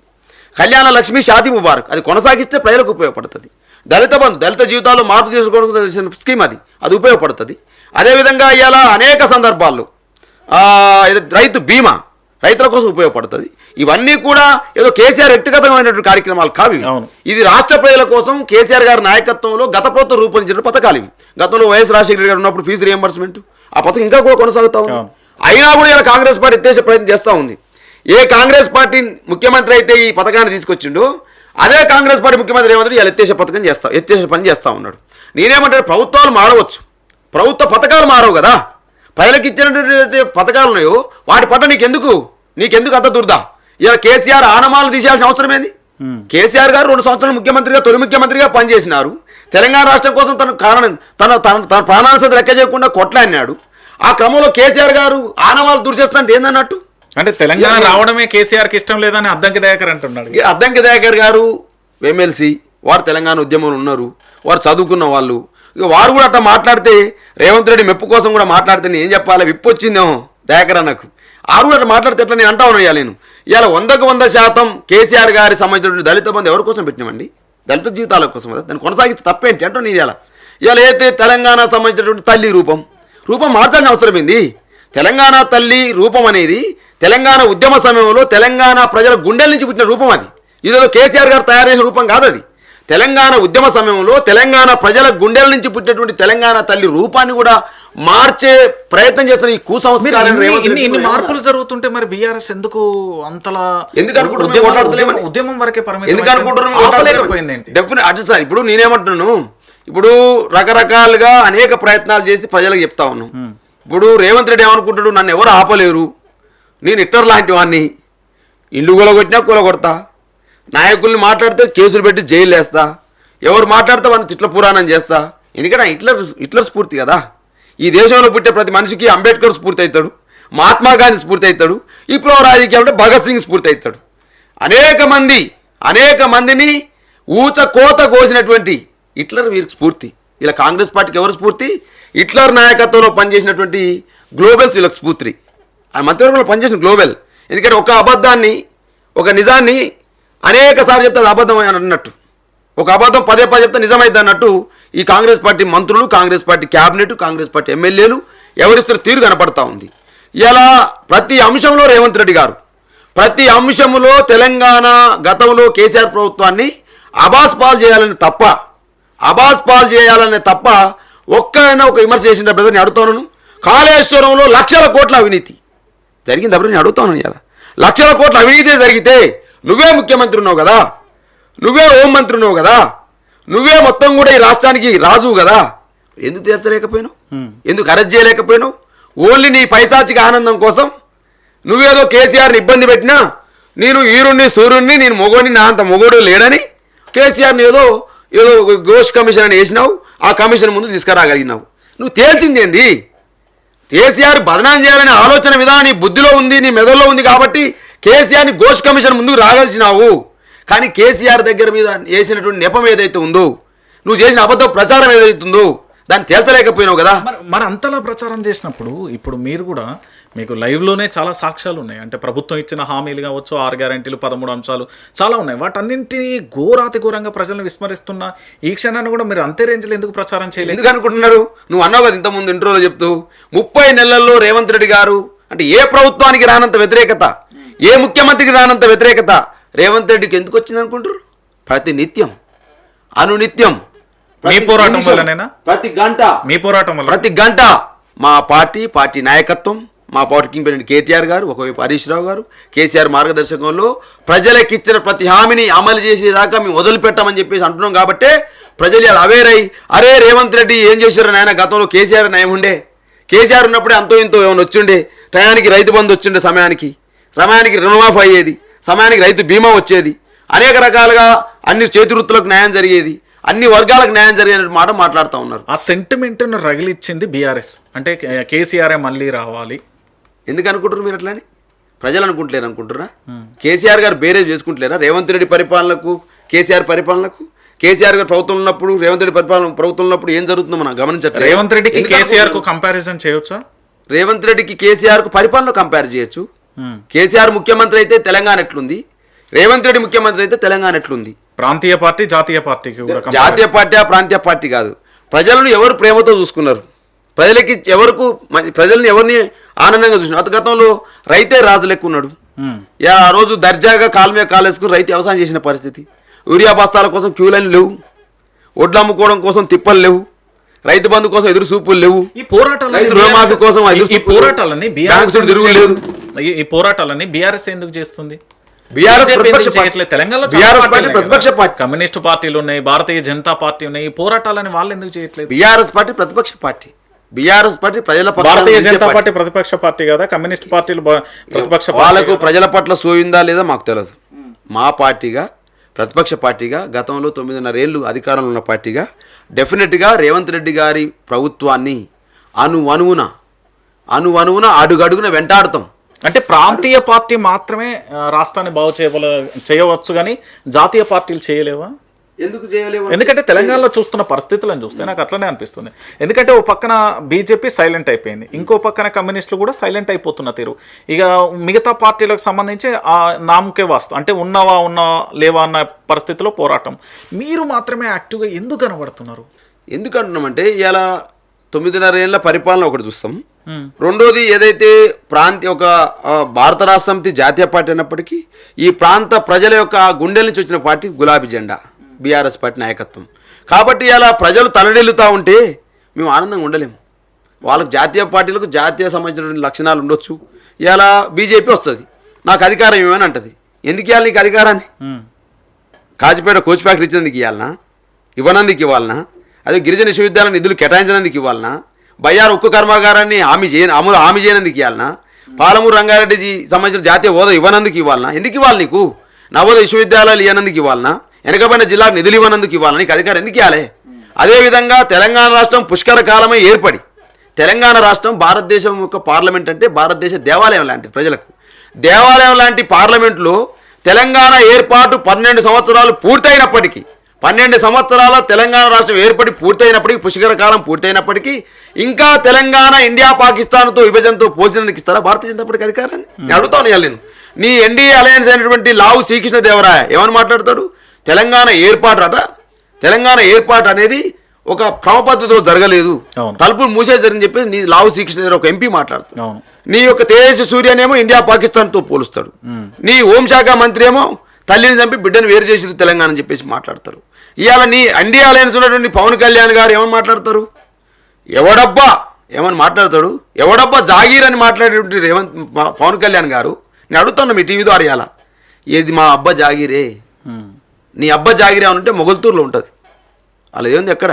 మొగల్తూరు అని ఆడ నీ అబ్బా జాగీర్ అక్కడ ఉండొచ్చు, ఇక్కడ లేదు పవన్ కళ్యాణ్. అయితే ఇంకొక మాట, ఇప్పుడు ఆంధ్ర టాపిక్ వచ్చింది కాబట్టి, పవన్ కళ్యాణ్ టాపిక్ వచ్చింది కాబట్టి, కేసీఆర్ ఉన్నంతకాలం ఎక్కడా కూడా తెలంగాణ భాషను హేళన చేసిన పరిస్థితులు కానీ, తెలంగాణ ప్రాంత ప్రజలను హేళన చేసిన పరిస్థితి కానీ ఏది రాలేదు. 12 సంవత్సరాలు పూర్తయినాక కూడా ఇప్పటికీ కూడా ఆంధ్రప్రదేశ్కు సంబంధించిన వ్యక్తులు కానీ, నిన్న మొన్న చూసిన జబర్దస్త్కు సంబంధించిన ఆ మై అనే పిల్లగాడు చేసినప్పుడు ఆస్తులు అమ్ముకుంటే మీరు కొనలేరు కానీ, ఇవన్నీ మళ్ళీ ప్రాంతీయ విద్వేషాలు ఎక్కడికి దారితీయవచ్చు. ఎందుకంటే ఓ పక్కన పవన్ కళ్యాణ్, ఇంకో పక్కన ఇటు వాళ్ళ ప్రాంతానికి సంబంధించిన వ్యక్తులు.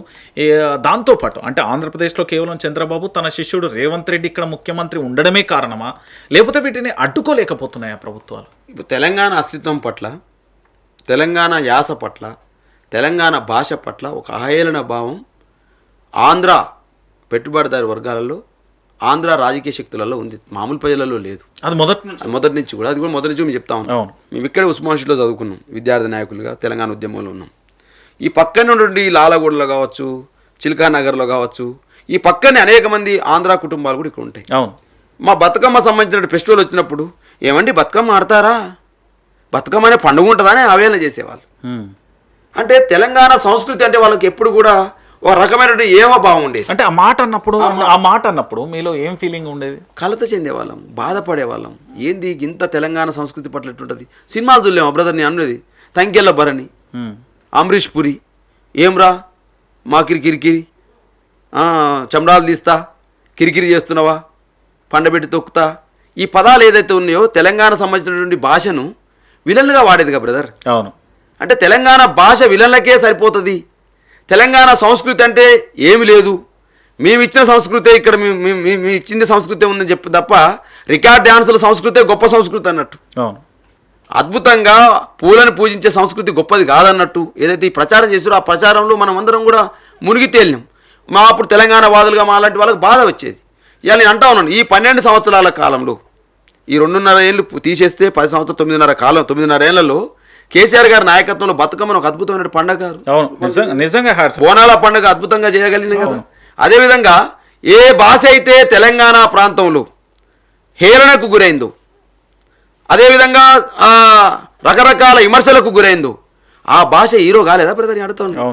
జాతి రత్నాలు అనే సినిమాలో ఎంత గొప్ప భాష వాడిన ఫిదా సినిమాలో ఇలా నాగుబాబు కొడుకు ఆంధ్ర అయినప్పటికీ, నాగుబాబు ఆంధ్ర స్లాగ్లో మాట్లాడినప్పటికీ, సాయి పల్లవి ముంబైకి చెందిన వ్యక్తి అయినప్పటికీ ఇవాళ తెలంగాణ భాష మాట్లాడకపోతే ఫిదా సినిమా ఇట్టు కాని పరిస్థితి.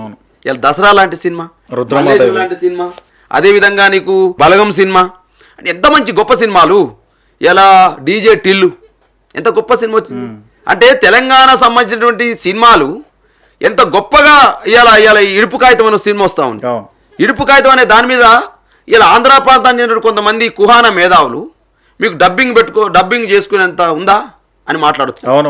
ఇలా ఆంధ్ర ఆస్తులు అట ఇక్కడ ఎక్కువ ఉన్నాయట, ఆ ఆస్తులను మీరు అమ్ముకొని పోతాం, మీరు కొనేంత దమ్ముందా అంటే ఏ విధమైన కేసీఆర్ ఎప్పుడైతే అధికారం నుంచి కోల్పోయిండో, కేసీఆర్ ఎప్పుడైతే తెలంగాణకు దూరమైండో ఇలా ఆంధ్ర పెట్టుబడిదారి వర్గాలు, ఆంధ్ర సంబంధించినటువంటి వ్యాపార వర్గాలు, ఆంధ్ర రాజకీయ వర్గాలన్నీ కూడా మళ్ళా తెలంగాణ సంస్కృతి మీద, తెలంగాణ ప్రజల మీద, తెలంగాణ సంబంధించినటువంటి భూభాగం మీద దాడులు చేస్తున్న కనపడుతున్నాయి కదా. అందుకని అడుగుతాను ఇవాళ ఎవరండి నిమ్మగడ్డ రమేష్, నేను అడుగుతాను ఇవాళ బుద్ధవనం డైరెక్టర్ గా రేవంత్ రెడ్డి ప్రభుత్వంలో నిమ్మగడ్డ రమేష్ అనే వ్యక్తి ఆంధ్ర మూలాలు ఉన్న వ్యక్తి ఎట్లా బుద్ధవనం డైరెక్టర్ గా నియమించాలి? ఇవాళ ఇరిగేషన్ లో నేను రంజిత్ గారిని అడుగుతాను, ఇవాళ మీ టీవీ ద్వారా చూపించాల్సిన అవసరం ఉంది. తెలంగాణ అస్తిత్వానికి ప్రమాదం ఉందనడానికి ఇవే గంటికలు అంటున్నాను ఇవాళ నేను. రేవంత్ రెడ్డి నాయకత్వంలో ఇలా ఆంధ్ర సంబంధించినటువంటి మూలాలు ఉన్నటువంటి తెలంగాణ వ్యతిరేకులంతా కూడా ఇలా ఆంధ్ర రేవంత్ రెడ్డి ప్రభుత్వంలో కొలువు తీరడానికి ఇలా నిమ్మగడ్డ రమేష్ ఒక ఉదాహరణ. తెలంగాణ యొక్క అస్తిత్వం ప్రమాదంలో పడుతుండడానికి ఇలా ఎవరైతే గతంలో నీళ్లు నిధులు నియమకాలండి తెలంగాణ ఉద్యమం, ఏ నీళ్ళ కోసం అయితే మనం తనలాడినామో, ఆ నీళ్లు మనకు దక్కాలని చెప్పేసి పోరాటం చేసినామో, ఆ నీటిపారుదల సలహాదారుడుగా ఆదిత్యనాథ్ దాస్ అంటే తెలంగాణ వ్యతిరేక వైఖరిని తన గుండెల్లో నింపుకున్నటువంటి ఆదిత్యనాథ్ దాస్ ఇలా రేవంత్ రెడ్డి యొక్క సీఎంఓలో నీటిపారుదల సలహాదారుడు ఉంటాడండి. ఇంతకంటే ఘోరం ఇంకోటి ఉంటుందా రంజిత్ని అడుగుతాను, ఆవేదనతో మాట్లాడుతూ ఉన్నా. ఒక తెలంగాణ ఉద్యమకారుడుగా, ఒక డాక్టరేట్గా, ఒక మాజీ రాష్ట్ర కార్పొరేషన్ చైర్మన్గా, ఒక విద్యార్థి నాయకుడిగా, చదువుకున్నవాడిగా ఇలా అడుగుతా ఉన్నా సార్. ఇవాళ ఎట్లా ఆదిత్యనాథ్ దాస్ ఇవాళ నీటిపారుదల శాఖ సలహాదారుడు అవుతాడు? అదేవిధంగా ఎవరైతే తెలంగాణకు వ్యతిరేకంగా పనిచేసినారో అంజనేయ రెడ్డి వచ్చి ఇలా ఇంకో శాఖకు సలహాదారుడిగా పనిచేస్తాడు. నేను ఎట్లా ఏ విధమైన ఆలోచన విధానం ఉంటుంది ఇవాళ నేను ఇలా 100% తెలంగాణ అస్తిత్వం ప్రమాదంలో పడింది. ఈ మధ్యకాలంలో మేము చెప్పినాము, ఇవాళ ఇడుపు కాగితం మీద జోకులేసే పరిస్థితికి వచ్చినారు. ఇడుపు కాగితం అంటే ఏం తెలనట్టుంది ఆంధ్ర ప్రజలకి.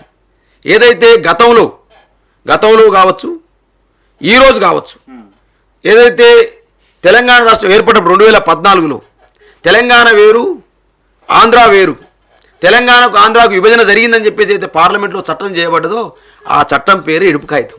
దీంట్లో ఏం లేదు. ఇలా ఇడుపు కాగితం అంటే ఏందో అన్నట్టు, ఇడుపు కాగితానికి మీకు డబ్బింగ్ చేయొచ్చా, వాళ్ళు ఉన్నారా అని మీ యాస అంటే అని చెప్పేసి ఇన్ని సంవత్సరాలు అవుతుంది కదా రాష్ట్రం ఏర్పడి, ఇప్పటికీ కూడా తెలంగాణ యాస భాష మీద ఒక రకమైన అంటే వెటకారం ఒకవైపు, ఇంకొక వైపు విభజనకు సంబంధించిన సమస్యలు కూడా ఏడా పూర్తి కాలే.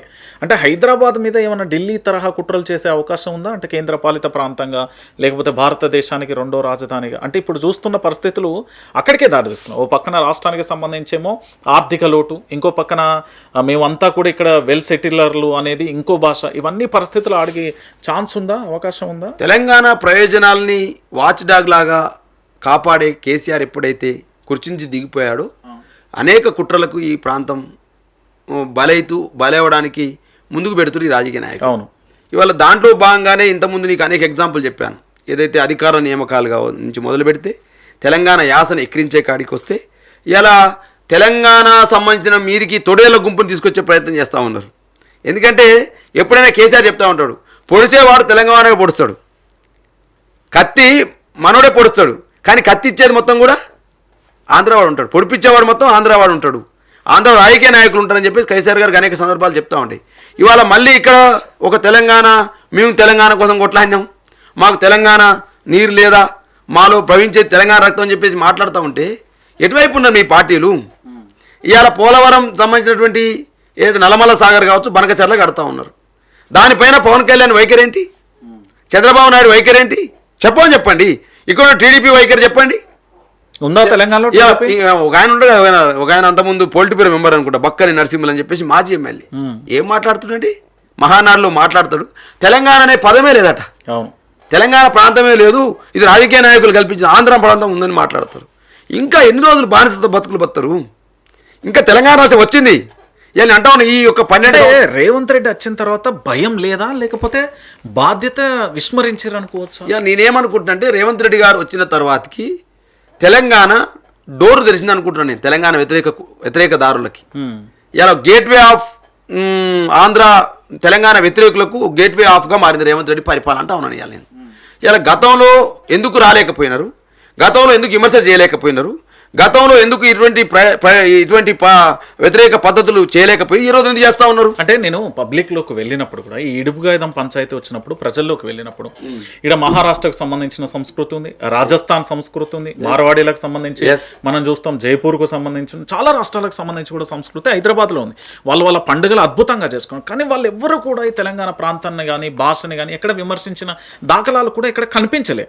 కానీ కేవలం ఆంధ్రప్రదేశ్కు సంబంధించి స్పెషల్ ఫోకస్గా కావాలని చేసే కుట్రనా? అవునండి, ఖచ్చితంగా. ఇలా తెలంగాణ మీద మొదటి నుంచి కూడా ప్రత్యేకమైనటువంటి ఒక భావన ఆంధ్ర ప్రాంతంలో ఉన్నటువంటి సామాన్య ప్రజానికానికి లేదు. పెట్టుబడిదారు వర్గానికి, వ్యాపార వర్గానికి, రియల్ ఎస్టేట్తో చేసుకున్న వర్గానికి, అదేవిధంగా ఆంధ్ర ప్రాంతం నుంచి వచ్చి అనేక రకాల వేల కోట్ల రూపాయలు సంపాదించుకున్నటువంటి పెట్టుబడిదారి వర్గంతో పాటుగా రాజకీయ నాయకత్వానికి ఉన్నది. ఎందుకంటే ఎట్లా కేసీఆర్ తెలంగాణ నుంచి మమ్మల్ని తీసివేసే అనే భావనతో ఏమవుతుందంటే వాళ్ళంతా కూడా తెలంగాణ రాష్ట్రం యొక్క ఎదుగుదల మీద వీళ్ళు కుట్రలు చేస్తూ ఉన్నారు. అదే క్రమంలో నీ అంటే తెలంగాణ ప్రజలు ఏదో తెలివి తక్కువ వాళ్ళు, తెలంగాణ ప్రజలు ఊకని వాళ్ళు ఏది చెప్తే నమ్ముతారు అనుకోకండి మీరు. ఎందుకంటే గతంలో చూసినాం, వైఎస్ఆర్ కూతురు అనుకుంటా షర్మిల గారు పదయాత్ర చేసేటప్పుడు తన మాట అనేది మాకు బాధ అనిపించేది. వాస్తవంగా షర్మిల ఏంది ఇక్కడ తిరగడం ఏంది, షర్మిల 18 కిలోమీటర్ ఇక్కడ తిరగడం ఏందని బాధ అనిపించేది. కానీ తెలంగాణ ప్రజలు చాలా విజ్ఞులు, ప్రతిదీ గమనిస్తూ ఉంటారు. 1800 కిలోమీటర్లు తిరిగినా, నేను వైఎస్ రాజశేఖర రెడ్డి బిడ్డనని చెప్పినా, నా అత్తగారు ఊరు ఇక్కడే అని చెప్పినా, అదేవిధంగా నేను ఇక్కడే పుట్టినని చెప్పినా కూడా, అమ్మా నువ్వు ఇక్కడ పుట్టినా, వైఎస్ రాజశేఖర రెడ్డి కూతురు అయినా, 1800 కిలోమీటర్లు తిరిగినా, నీ అత్తగారు ఊరైనా కూడా నువ్వు నీ తెలంగాణ ప్రయోజనాలు నువ్వు కాపాడలేవని చెప్పేసి ఆమెను గెలిపేయలేరు. అంటే ఇదే ఫార్ములా జనసేన పవన్ కళ్యాణ్ డెఫినెట్ గా పడుతుంది అంటున్నా నేను. జనసేనకు పడుతుంది, చంద్రబాబు నాయుడు కూడా పడుతుంది. అయితే నేను ఇంకొక చిన్న ప్రశ్న అడుగుతా. మీ పార్టీలో ఉన్న తెలంగాణకు సంబంధించి అంటే కేసీఆర్ కుమార్తె కల్వకుంట్ల కవితకు సంబంధించి సేమ్ ఇదే ఫార్ములా వర్తిస్తుందా? ఇప్పుడు ఒక రాజకీయ పార్టీతోనం మీ పార్టీ నుండి బయటికి వెళ్ళింది, ఇప్పుడు ఒక పార్టీ పెట్టింది, చాలా యాక్టివ్గా పనిచేస్తుంది, చాలా చోట్ల నిరసనలకు కానీ ధర్నాలకు కానీ, మరి అక్కడ కూడా ఇలాంటి ఫార్ములా ఏమైనా వర్తిస్తుందా? తెలంగాణ ప్రాంత ప్రజలు ఏమంటారు, మీరేమంటారు? రంజిత్ గారు, నేనేమంటున్నానంటే ఒక ఆడపడుచుగా రాష్ట్ర రాజకీయాల్లో తెలంగాణ ఉద్యమంలో తనున్నది, కేసీఆర్ కూతురుగా ఎంపీగా పనిచేసింది, ఎమ్మెల్సీగా పనిచేసింది. వారి పట్ల మాకేమి అగౌరవ భావం ఏం లేదు. ఓకే. కానీ తెలంగాణలో నువ్వు ఒక రాజకీయ పార్టీని పెట్టినప్పుడు రేవంత్ రెడ్డి చేస్తున్న కార్యక్రమాల మీద నువ్వు విమర్శ చేస్తే మీ పార్టీ కానీ మీరు కానీ పైకి వస్తారు. కేసీఆర్ గారి మీద మాట్లాడితే తెలంగాణ ప్రజలు మాత్రం బాధపడతారు అంటూ ఇవ్వాలి. ఎందుకు? కేసీఆర్ తెలంగాణ ఉద్యమాన్ని నిజండి. కేసీఆర్ గారు ముఖ్యమంత్రి మీరు అనుకుంటారు. కేసీఆర్ మీద మాట్లాడారు, రేవంత్ రెడ్డి సీఎం అయింది. నేనేమంటున్నానంటే ఆ రోజు నడిచింది, ఎప్పుడు ఒక్క కాలం ఉండదు. మీరు అనుకుంటా ఉన్నారు ఆ రోజు రేవంత్ రెడ్డి నడిచింది. ఇదే కేసీఆర్ మీద మాట్లాడి సీఎం రేవంత్ రెడ్డి కేసీఆర్ మీద మాట్లాడి తీన్మార్ మల్లన్న ఎమ్మెల్సీ. ఏ రేవంత్ రెడ్డి అయితే గతంలో కేసీఆర్ తిడితే ఇదే ప్రజలు దీన్ని స్వాగతించారు. ఇదే రేవంత్ రెడ్డి ఈరోజు కేసీఆర్ తిడితే ఏం పని లేదు అర రేవంత్ రెడ్డికి ముఖ్యమంత్రి పీఠం అందుకే కేసీఆర్ తిడితే అందుకు ఇచ్చారు అంటారు. మరి నేనేమన్నా రేవంత్ రెడ్డి తిట్టినప్పుడు కూడా ప్రజలు అట్లనే అనుకుంటున్నారు. నిత్యం రేవంత్ రెడ్డి తిడుతున్నారు, వీళ్ళ పార్టీ ఈ విధంగానే అనుకోరా? నేనేమంటున్నంటే ముఖ్యమంత్రి పీఠం ఇచ్చింది కేసీఆర్ తిట్టడం కోసం కాదు. ఇది ఫస్ట్ పాయింట్. నీకు పదవి అప్పచెప్పింది ఇవాళ కేటీఆర్ను హరీష్ రావును తిట్టడం కోసం కాదు. ఇవాళ ఆ రకమైనటువంటి ఆలోచన విధానం ఎవరికి ఉన్నా అది ఎవరు కావచ్చు, కవిత విషయంలో ఎవరైనా కావచ్చు. నేను ఏమంటే కవిత గారు రాజకీయ పార్టీని పెట్టడం ఆహ్వానిస్తా ఉన్నాం, ఒక మహిళగా వారిని గౌరవిస్తా ఉన్నాం. అదేవిధంగా నువ్వు ఒక పార్టీ పెట్టి ప్రజాస్వామ్యంలో పోతున్నప్పుడు నువ్వు ప్రజల కోసం పనిచేస్తూ ముందుకెళ్ళండి. మీరు ఏం చేస్తారో చెప్పండి. కానీ కేసీఆర్ గారు తిట్టడమే కాదు కదా, కేసీఆర్ చేసిన పాపం ఏంది తెలంగాణకు? తెలంగాణ తలసరి ఆదాయాన్ని పెంచడం కేసీఆర్ చేసిన పాపమా? తెలంగాణ జిఎస్డిపిని పెంచడం కేసీఆర్ చేసిన పాపమా? దళితుల కుటుంబాల్లో ఆనందం నింపాలి, కళ్ళల్లో ఆనందం నింపాలి, దళితుల జీవితాలు బాగుపడాలని దళిత బంధు తీసుకురావడం మేము చేసిన పాపమా? బలైన వర్గాలను కాపాడుకోవాలని చెప్పేసి బీసీ బంధు తీసుకురావడం మేము చేసిన పాపమా? అదేవిధంగా ఆడపిల్లలు ఏదైతే శిశు మరణాలు జరుగుతూ ఉన్నవి, గవర్నమెంట్ హాస్పిటల్ పోవట్లేరు, ఒకవేళ ఏ పాప అయినా డెలివరీకి పోయినట్టయితే లక్షల రూపాయలు ప్రైవేట్ హాస్పిటల్లో ఖర్చు పెడతా ఉన్నారు, అది తల్లిదండ్రులకు భారం అవుతుందని చెప్పేసి ఆడపిల్లలు పుట్టే పిల్లలు భారం కాకూడదు, ఆ తల్లిదండ్రులు పెళ్లి చేసినటువంటి పిల్లలు ఎప్పుడైతే డెలివరీ అవుతారో వాళ్ళకు భారం కావద్దని చెప్పేసి ఏదైతే కేసీఆర్ కిట్ తీసుకొచ్చి ఆడపిల్లకు మగపిల్లవాడిని కలిసి 12-13 వేలు ఇవ్వడం మేము చేసిన పాపమా? అదేవిధంగా అనేక మంది 14 లక్షల మంది పేద పిల్లలకు, పేద ఆడపిల్లలకు, మీది వరంగల్ జిల్లానే కదా, కళ్యాణ లక్ష్మి ఎక్కడ పుట్టింది? వరంగల్. కళ్యాణ లక్ష్మి పుట్టింది వరంగల్. ఒకనేదో ఎలక్షన్ల సమయంలో 4 ఓట్ల కోసం చేసినటువంటి పథకం కాదు. ఒక గిరిజన తండాలో పెళ్లి చేయలేక ఇబ్బంది పడుతున్నటువంటి కుటుంబంలో బాధపడుతున్నాం, బాధ నుంచి కళ్యాణ లక్ష్మి పుట్టింది. 14 లక్షల మంది ఆడపిల్లలకు పెళ్లిళ్ళు చేసినటువంటి ఘనత కేసీఆర్ గారు చేసిన పాపమా? నేనేమంటే నీళ్ళు ఇవ్వాలని ఆలోచన. ఇన్ని మంచి చేసింది కదా కేసీఆర్, ఇన్ని మంచి చేసినప్పుడు మరి అధికారాన్ని నిర్దించాలి.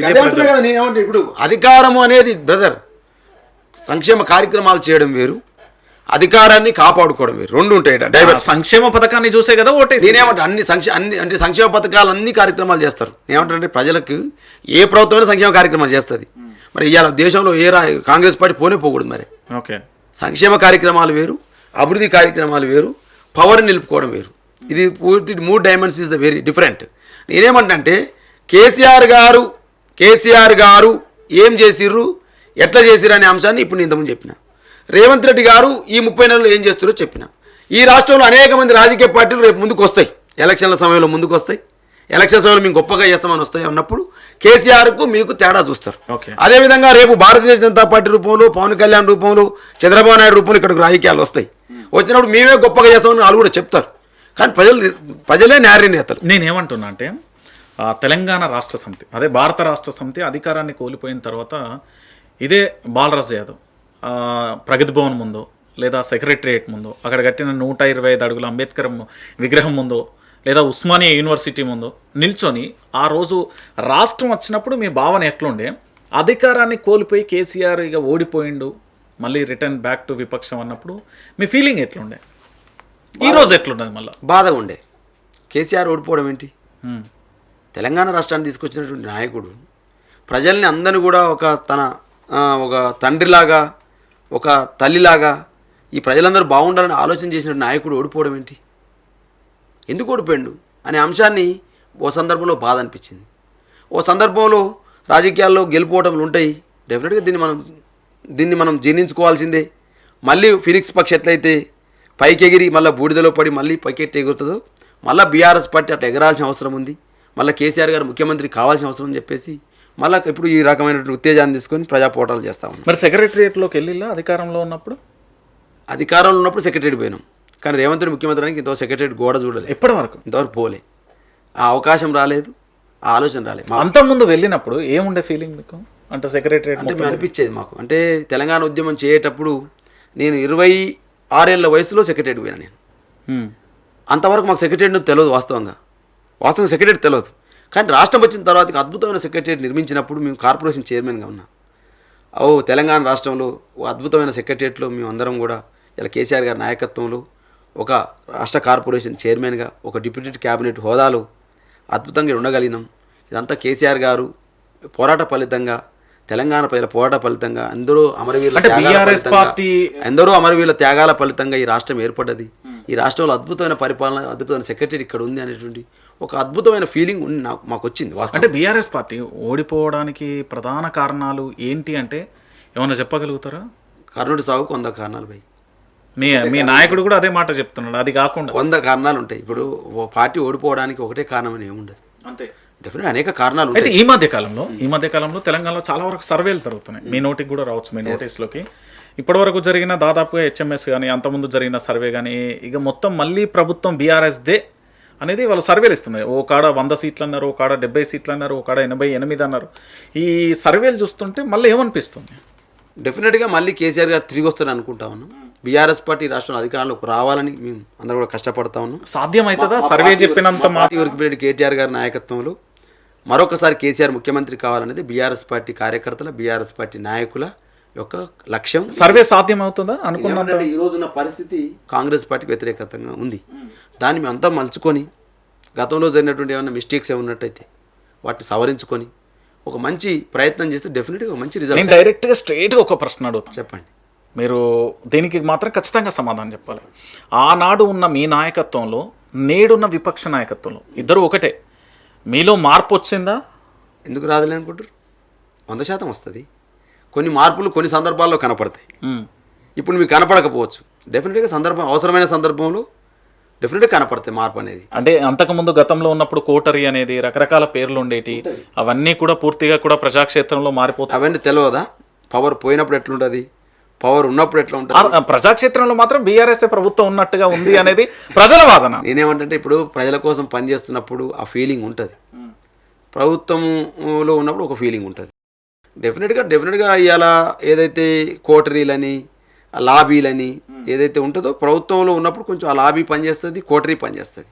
కానీ అలా ప్రభుత్వం కోల్పోయిన తర్వాతకి ఏ లాబీ ఉన్నది, ఏ కోటరీ ఉంది అనేటువంటి అంశం లీడర్కి తెలుస్తుంది. కానీ సందర్భం ఉన్నప్పుడు డెఫినెట్గా బయట పడుతుంది. రైట్. నేను ఫైనల్గా కొన్ని ప్రశ్నలు అడుగుతాను, ఎందుకంటే తెలంగాణ సమాజానికి మీరు సమాధానం చెప్పాలి. అంటే ఇక్కడ బాలరాజు యాదవ్ ఇంటర్వ్యూ ఉండబోతుందంటే కొన్ని ప్రశ్నలు వచ్చినాయి నా దగ్గర ఉన్న సోషల్ మాధ్యమాల ద్వారా. మిమ్మల్ని స్ట్రైట్గా అడుగుతా, అన్యతగా భావించకుండా సూటిగా సమాధానం చెప్పాలి. తెలంగాణ ఉద్యమం ఒక ఎత్తు, రాష్ట్ర ప్రభుత్వ పరిపాలన మరో ఎత్తు కేసీఆర్కి సంబంధించి. ఇప్పుడు విపక్షం, గత ఉద్యమ విపక్షం ఇప్పుడు సాధ్యమవుతుందా, కష్టంగా మారిందా? ఉద్యమ పార్టీగా చాలా హ్యాపీగా ఉన్నాం. ప్రభుత్వ పరిపాలకులుగా బాధ్యతతో ఉన్నాం. ప్రతిపక్షంగా ప్రజల గొంతై ఉన్నాం. అంటే అధికారాన్ని అనుభవించిన తర్వాత విపక్షంలోకి రావడం చాలా వరకు కూడా సాధ్యం కాదు అని. మేము ఉన్న 9.5 ఏళ్ళే బ్రదర్ అధికారంలో. అంటే 100 ఏళ్ళు ఉంటారా? మేము ఉన్న 9.5 ఏళ్ళే. గతంలో 14 ఏళ్ళు ఉద్యమంలో ఉన్నాం.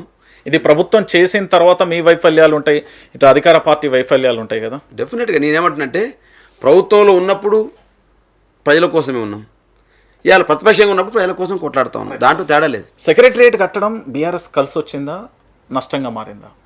సెక్రటరియట్ కట్టడం కలిసి వచ్చిందా, నష్టం జరిగింది అనడానికంటే ఈ ప్రజలకు కొంచెం అద్భుతమైనటువంటి సౌదాన్ని మాత్రం అందించింది కేసీఆర్ నాయకత్వం. 125 అడుగుల అంబేద్కర్ విగ్రహం మీరు అనుకున్న ఆశించిన స్థాయిలో ఫలితం రాలేదు, ఎక్కువగా కూడా మీకు నష్టమే జరిగిందనే వాదన. ఎందుకనుకుంటారు రంజిత్? కేసీఆర్ గారు ఒక మాట చెప్పారు మాకు. మేమందరం కూడా ఒక సమావేశంలో ఉంటే వారు చెప్పిన మాట చెప్పండి, వాస్తవం ఇది సమాజంకి వెళ్ళిపోవాలి. ORTV ద్వారా రంజిత్ గారు ఏమన్నాడంటే, ఎందుకు డాక్టర్ బాబాసాహెబ్ అంబేద్కర్ అక్కడ పెట్టిన అనుకుంటున్నారు అన్నాడు. ఒక మాట చెప్పాడు, ఏదైతే ఆర్టికల్ 3 భారత రాజ్యాంగంలో ఏదైతే ఉందో, డాక్టర్ బాబాసాహెబ్ రాసిన రాజ్యాంగంలో ఆర్టికల్ 3 ప్రకారం ఈ తెలంగాణ రాష్ట్రం ఏర్పడ్డది. ఎప్పుడు కూడా ఈ తెలంగాణ ప్రజలకు ఆ ట్యాంకు బండ దగ్గర 125 అడుగుల విగ్రహాన్ని చూసినప్పుడు ఇది బాబాసాహెబ్ అంబేద్కర్ రాజ్యాంగం ద్వారా ఏర్పడది అనేటువంటి భావన కలగాలని, ఆ బాబాసాహెబ్ అంబేద్కర్ చూపుడు వేలు ఏదైతే ఉందో ఆ చూపుడు వేలుతోటి ఏదైతే రాష్ట్రం ఏర్పడ్డదో ఆ ఏర్పడ్డ రాష్ట్రంలో అమరవీరుల యొక్క జ్యోతి ఏదైతే కనపడతా ఉందో ఆ అమరవీరుల యొక్క త్యాగాల ఫలితంగా ఈ రాష్ట్రం ఏర్పడదనే భావన కలగాలనేటువంటి ఆలోచన చెప్పినాడు. ఈ యొక్క అమరవీరుల జ్యోతికి ఎదురుగా ఉన్నటువంటి సెక్రటేరియట్లో కూర్చున్న ముఖ్యమంత్రి అయినా, కూర్చున్న మంత్రి అయినా, కూర్చుని పాలించే అధికారి అయినా కూడా అంబేద్కర్ స్ఫూర్తితోటి, అమరవీరుల త్యాగాల స్ఫూర్తితోటి ఈ రాష్ట్రాన్ని పరిపాలించాలనే గొప్ప భావన కోసం ఈ మూడు నిర్మించిన ఇక్కడ అని చెప్పినారు సార్.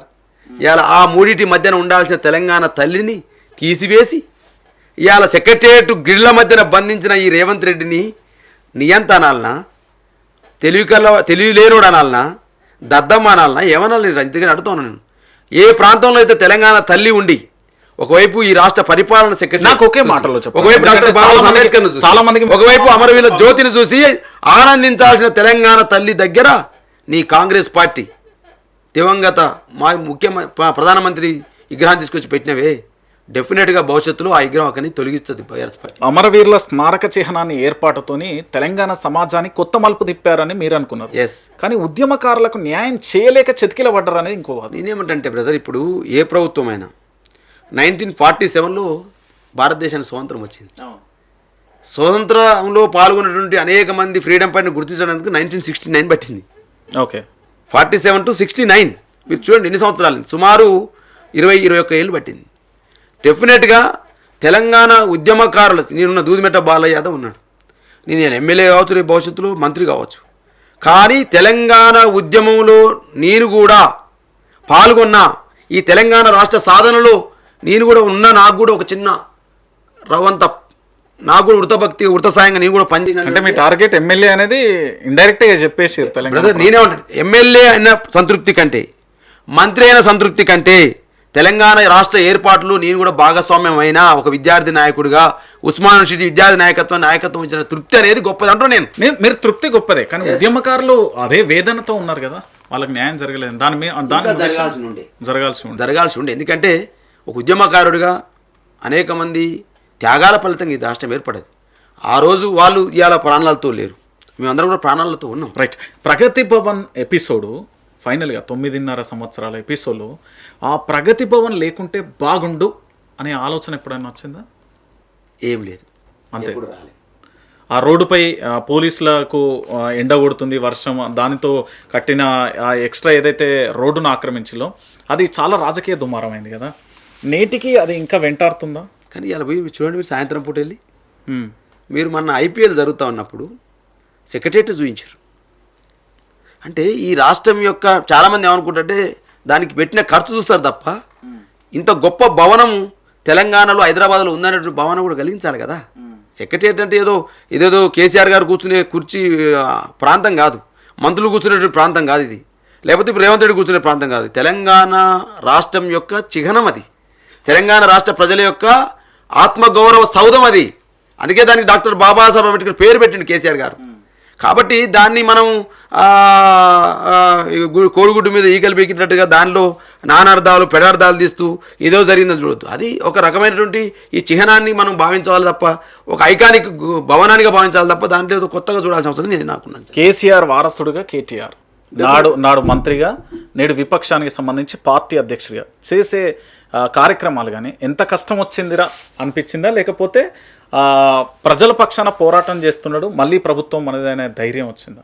వారే చెప్తూ ఉంటారు, రాజకీయాల్లో వ్యక్తిగతమైన దూషణ చేసినప్పుడు బాధ అనిపిస్తుంది, ఫ్యామిలీని కూడా రాజకీయాల్లో తీసుకొచ్చి దుర్భాషలాడినప్పుడు ఎందుకు వచ్చిన రాజకీయాలకు అనిపిస్తుంది, కానీ ప్రజల కోసం పనిచేస్తున్నప్పుడు సంతృప్తినిస్తుందని చెప్పేసి మాట్లాడుతూ ఉన్నారు.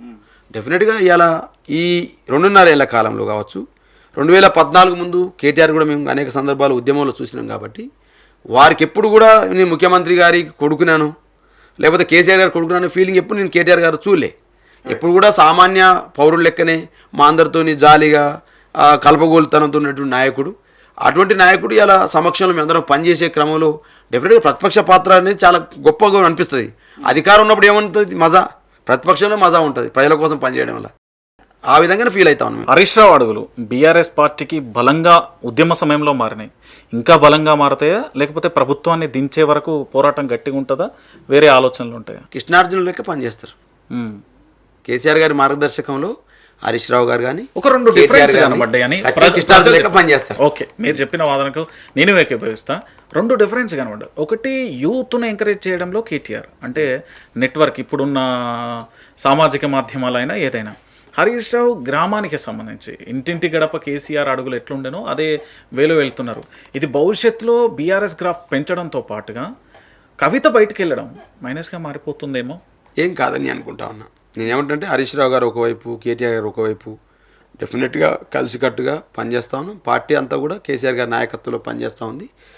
వారిద్దరి పని, పార్టీ నాయకత్వం పని, పార్టీ కార్యకర్తల శ్రమ డెఫినెట్గా రేపు భవిష్యత్తులో కేసీఆర్ గారిని ముఖ్యమంత్రి చేయడంలో సఫలమవుతుందని మేము అనుకుంటాం. విపక్షంలో రేవంత్ రెడ్డి, ముఖ్యమంత్రిగా రేవంత్ రెడ్డి ఒపీనియన్ ఏంటి?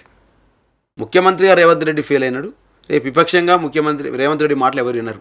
నాడు మంత్రులే ఉన్నారు, నేడు మంత్రులుగా ఉన్నారు, కానీ మార్పు రాదే. నాటి మంత్రుల బడ్జెట్, నాటి పాలకుల బడ్జెట్ ప్రజల చేతుల్లోకి, నేటి మంత్రుల క్యాబినెట్ నాయకుల బడ్జెట్ నేతల జేబుల్లోకి. గత 2014 తర్వాత కేసీఆర్ ప్రభుత్వంలో కూడా ఎమ్మెల్యేలు చేసిన వ్యాఖ్యలే ఇప్పుడు రేవంత్ రెడ్డి ప్రభుత్వంలో అవే వ్యాఖ్యలు. నిధుల విషయంలో కానీ, పదవుల విషయంలో కానీ తరచుగా ఎందుకు రాజకీయ సంకటంగా మారుతుంది? కేసీఆర్ ప్రభుత్వానికి రేవంత్ రెడ్డి ప్రభుత్వం నక్కకు నాగలోకనకు ఉన్న తేడా ఉంది. కేసీఆర్ గారి పరిపాలన తీరుకి, రేవంత్ రెడ్డి పరిపాలన తీరుకి నక్కకు నాగలోకానికి. దూదుమెట్ల బాలరాజ్ యాదవ్ ఒకప్పుడు ఉస్మానియా యూనివర్సిటీ ఉద్యమ కెరటం, తర్వాత కార్పొరేషన్ చైర్మన్. నెక్స్ట్ ఏంటి? డెఫినెట్గా అవకాశం ఇస్తే ఎమ్మెల్యే అవుతా. ఎక్కడ? నల్గొండ జిల్లా నుంచి. నల్గొండ నుంచి అంటే మీరు ఏదన్నా స్పెసిఫైగా ఈ నియోజకవర్గం మీరు ఎంచుకున్నారా? లేకపోతే నా సొంత ఊరు నెకరికల్ కాన్స్టెన్సీ, నా పార్లమెంట్ భువనగిరి పార్లమెంట్. కేసీఆర్ గారి ఆశీర్వాదంతో, కేటీఆర్ గారి ప్రోత్సాహంతో, హరీష్ రావు గారి ప్రోత్సాహంతో ఎక్కడ ఇచ్చినా దూదిమెట్ట బాలయ్య యాదవ్ పోటీ చేస్తానికి సిద్ధంగా ఉన్నాడు. ఖచ్చితంగా, డెఫినెట్గా. రాకపోతే ఎందుకు అనుకుంటా అట్లని? రాకపోతే ఎందుకు అనుకుంటా అట్లని అంటున్నా. అంటే కాన్ఫిడెన్స్ ఉంది మీరు? డెఫినెట్గా. రాజకీయాల్లో పనిచేసే క్రమంలో తెలంగాణ ఉద్యమ సమయంలో తెలంగాణ రాష్ట్రం వస్తుందో రాదని కొట్లాడినాం, రావాలని కొట్లాడినాం. అంటే నల్గొండ రాజకీయాలు అంటే కాస్త డిఫరెంట్గా ఉంటాయి కదా. తెలంగాణకు కాస్త రాయలసీమకు అటు ఇటుగా నల్గొండ ఉంటుందేమో అని పోలుస్తారు చాలా వరకు. 26 ఏళ్ళైంది రాజకీయాల్లో. ఎత్తుపల్లాలు అన్నీ చూసినాం, కష్ట సుఖాలు అన్నీ చూసినాం. విద్యార్థి నాయకుడిగా నేను 99లో అడుగుపెట్టినాను, వామపక్ష విద్యార్థి రాజకీయ. అంటే ఉస్మానియా యూనివర్సిటీ రాజకీయాలు ఒక ఎత్తు, ప్రాంతీయ రాజకీయాలు ఒకవైపు, నల్గొండ రాజకీయాలు ఇంకో ఎత్తు ఉంటాయి అంటారు. ఇప్పుడు రాజకీయాల్లో ఎత్తుపల్లాలు చూసినాము, కష్ట సుఖాలు చూసినాము, లోతుపాతులు చూసినాము, అన్నీ అర్థం చేసుకున్నాము. కేసీఆర్ గారి నాయకత్వంలో పనిచేసినాము, ఉద్యమంలో పనిచేసినాం, ప్రభుత్వంలో పనిచేసినాం.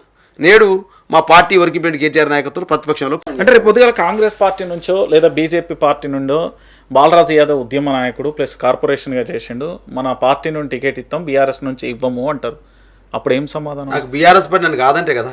ఒకవేళ కాదంటే బీఆర్ఎస్ పార్టీ నన్ను కాదంటే కదా అంటున్నా. అంటే నెగిటివే లేదు అసలు. బీఆర్ఎస్ పార్టీ నన్ను కాదంటే కదా. కాదంటే కేటీఆర్ గారు నన్ను హక్కున చేర్చుకోకుంటే కదా, కేసీఆర్ గారు నన్ను అవకాశాలు ఇవ్వకపోతే కదా. ఇలా దూదిమెట్ల బాలరాజు యాదవ్ ఒక పేద కుటుంబంలో పుట్టి ఒక విద్యార్థి నాయకుడిగా ఉండి ఒక రాష్ట్ర స్థాయి కార్పొరేషన్ చైర్మన్గా చేసింది కేసీఆరే కదా. డెఫినెట్గా అవకాశాలని కొందరు ముందు, కొందరు వెనక. అంటే నగరికల్ ప్రజలకు దూదిమెట్ల బాలరాజు యాదవ్ అంటే ఒక మాటలో మీరు ఆ ప్రజలకు చెప్పాలంటే ఏం చెప్తారు అసలు? నగరికల్ అనేది నల్లగొండ జిల్లా అంటేనే పోరాటాలకు పురిటిగడ్డ. చుట్టుముట్టు సూర్యపేట నడుమ నల్లగొండ, నువ్వు ఉండేది గోలుకొండ కిల్లా కింద నీ గోరిగడతం కొడుకు నైజాము సర్కరోడా అని బండి యాదగిరి పాటల నర్రా రాఘవరెడ్డి స్ఫూర్తితోటి అనేక మంది, చాకలి ఐలమ్మ, దొడ్డి కొమరి ఉమ్మడి జిల్లాలో అనేక మంది, మల్లు స్వరాజ్యం, బిఎన్ రెడ్డి, అనేక మంది వీరులు, ధర్మభిక్షం లాంటి అనేక మంది వీరుల గన్న తల్లి నల్లగొండ జిల్లా. ఆ నల్లగొండ జిల్లాలో పుట్టిన ప్రతి గడ్డి పరకకు కూడా రోషం ఉంటుంది. గడ్డి పరకు కూడా రోషం ఉంటుంది.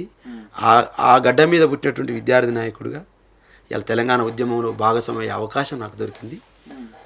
నగరికల్ మినీ ఉస్మానియాగా భావించబడింది. నగరికల్ అనేది మినీ ఉస్మానియాగా భావించేది. తెలంగాణ ఉద్యమానికి ఊపిరుదిన నగరికల్. నల్లగొండ జిల్లా మొత్తం కూడా నగరికల్ నుంచి నాయకత్వం అందించబడింది. ఇప్పుడు కాంగ్రెస్ ఎమ్మెల్యే వేముల వీరేశం. మీకు మరి కమ్యూనిస్ట్ బ్యాక్గ్రౌండ్, గతంలో మీతో పాటు పనిచేసిన వ్యక్తే. డెఫినెట్గా మీకు గట్టి పోటీ ఉంటుంది అనుకుంటా. పోటీ ప్రజలతో ఉంటుంది, నాయకులతో లేదు. నాయకులు ఆల్రెడీ కాంగ్రెస్ పార్టీ నాయకులతో లేదు, అయిపోయింది. ఎందుకు? ఇక ప్రజలతో ప్రజల మధ్యన తెలుసుకోవాలి, మేము ప్రజల మధ్య తెలుసుకోవాలి. వాళ్ళు ఆల్రెడీ పోటీలు వెనకబడ్డారు. రైట్, ఫైనల్గా ఏం చెప్తారు? వైఆర్టీ వేదికగా రేవంత్ రెడ్డి పరిపాలన, మీ బీఆర్ఎస్ పార్టీ వ్యూహాలు, సో భవిష్యత్ రాజకీయాలు, ఫైనల్గా ఒక్క మాటలు. డెఫినెట్గా మా ఆశ, మా ఆకాంక్ష, మా కళలన్నీ కూడా కేటీఆర్ గారి నాయకత్వంలో హరీష్ రావు గారి యొక్క ప్రోత్సాహంతో ఇవాళ కేసీఆర్ గారిని మళ్ళీ 2028లో 29లో ఎలక్షన్ జరిగితే ముఖ్యమంత్రిగా చూడాలన్నదే మా ఆకాంక్ష. మరి వైఆర్టీవీ తరపున రంజిత్ గారి తరపున అడుగుతా ఉన్నాం. ఎప్పుడైతే ప్రతినిత్యం మీరు కూడా ప్రజాపక్షమై ప్రజల పక్షమై ప్రజలు పడుతున్న ప్రతి అంశాన్ని లేవనెత్తుతూ జర్నలిజంలో మీరు ముందుకు పోవాలని చెప్పేసి కళ్ళుగంటూ అదేవిధంగా ఆకాంక్షిస్తూ మరి తెలంగాణ బంగారు తెలంగాణ కావడంలో రేపు భవిష్యత్ నిర్మాతలుగా కేసీఆర్ ఉంటే బాగుంటుంది అనేటువంటి ఆకాంక్ష మాత్రం వ్యక్తం చేస్తున్నాం. Thank you wish all the best, good luck. చూశారు కదా, ఇది ఉస్మానియా యూనివర్సిటీ నుండి ఉద్యమం నుండి పుట్టి ఆ తర్వాత చైర్మన్గా ఆ తర్వాత ఇప్పుడు విపక్షంలో ఉద్యమ పోరాటం చేస్తున్నారు అనడానికి ఒక సజీవమైన సాక్ష్యం. సో భవిష్యత్తులో ఎమ్మెల్యే అవుతారా మినిస్టర్ అవుతారా అనేది ప్రజలు నిర్ణయిస్తారు. సో 30 నెలల కాలంలో రేవంత్ పరిపాలనను అడుగడుగునా కూడా ఎత్తి చూపుతున్న యువత పూర్తి స్థాయిలో పోరాట స్ఫూర్తితో ముందుకు సాగుతుంది. సో బీఆర్ఎస్ అయితే ఎన్ని సర్వేలు చేసినా కూడా అధికారం మాదే అంటూ వాళ్ళు చెప్తున్నారు. సో ఏదేమైనా 2034 వరకు అధికారంలో ఉండేది నేనే అంటూ రేవంత్ రెడ్డి చెప్తున్నాడు. సో రాజకీయాలలో ఏం జరుగుతాయి, సంక్షేమ పథకాలు నడుస్తాయా, ఆపుతారా, ఏం జరుగుతుందని మనం కూడా వేచి చూద్దాం. చూస్తూనే ఉండండి వైఆర్టీవీ. Signing off Ranjith. మరో ఇంటర్వ్యూలో మళ్ళీ కలుద్దాం.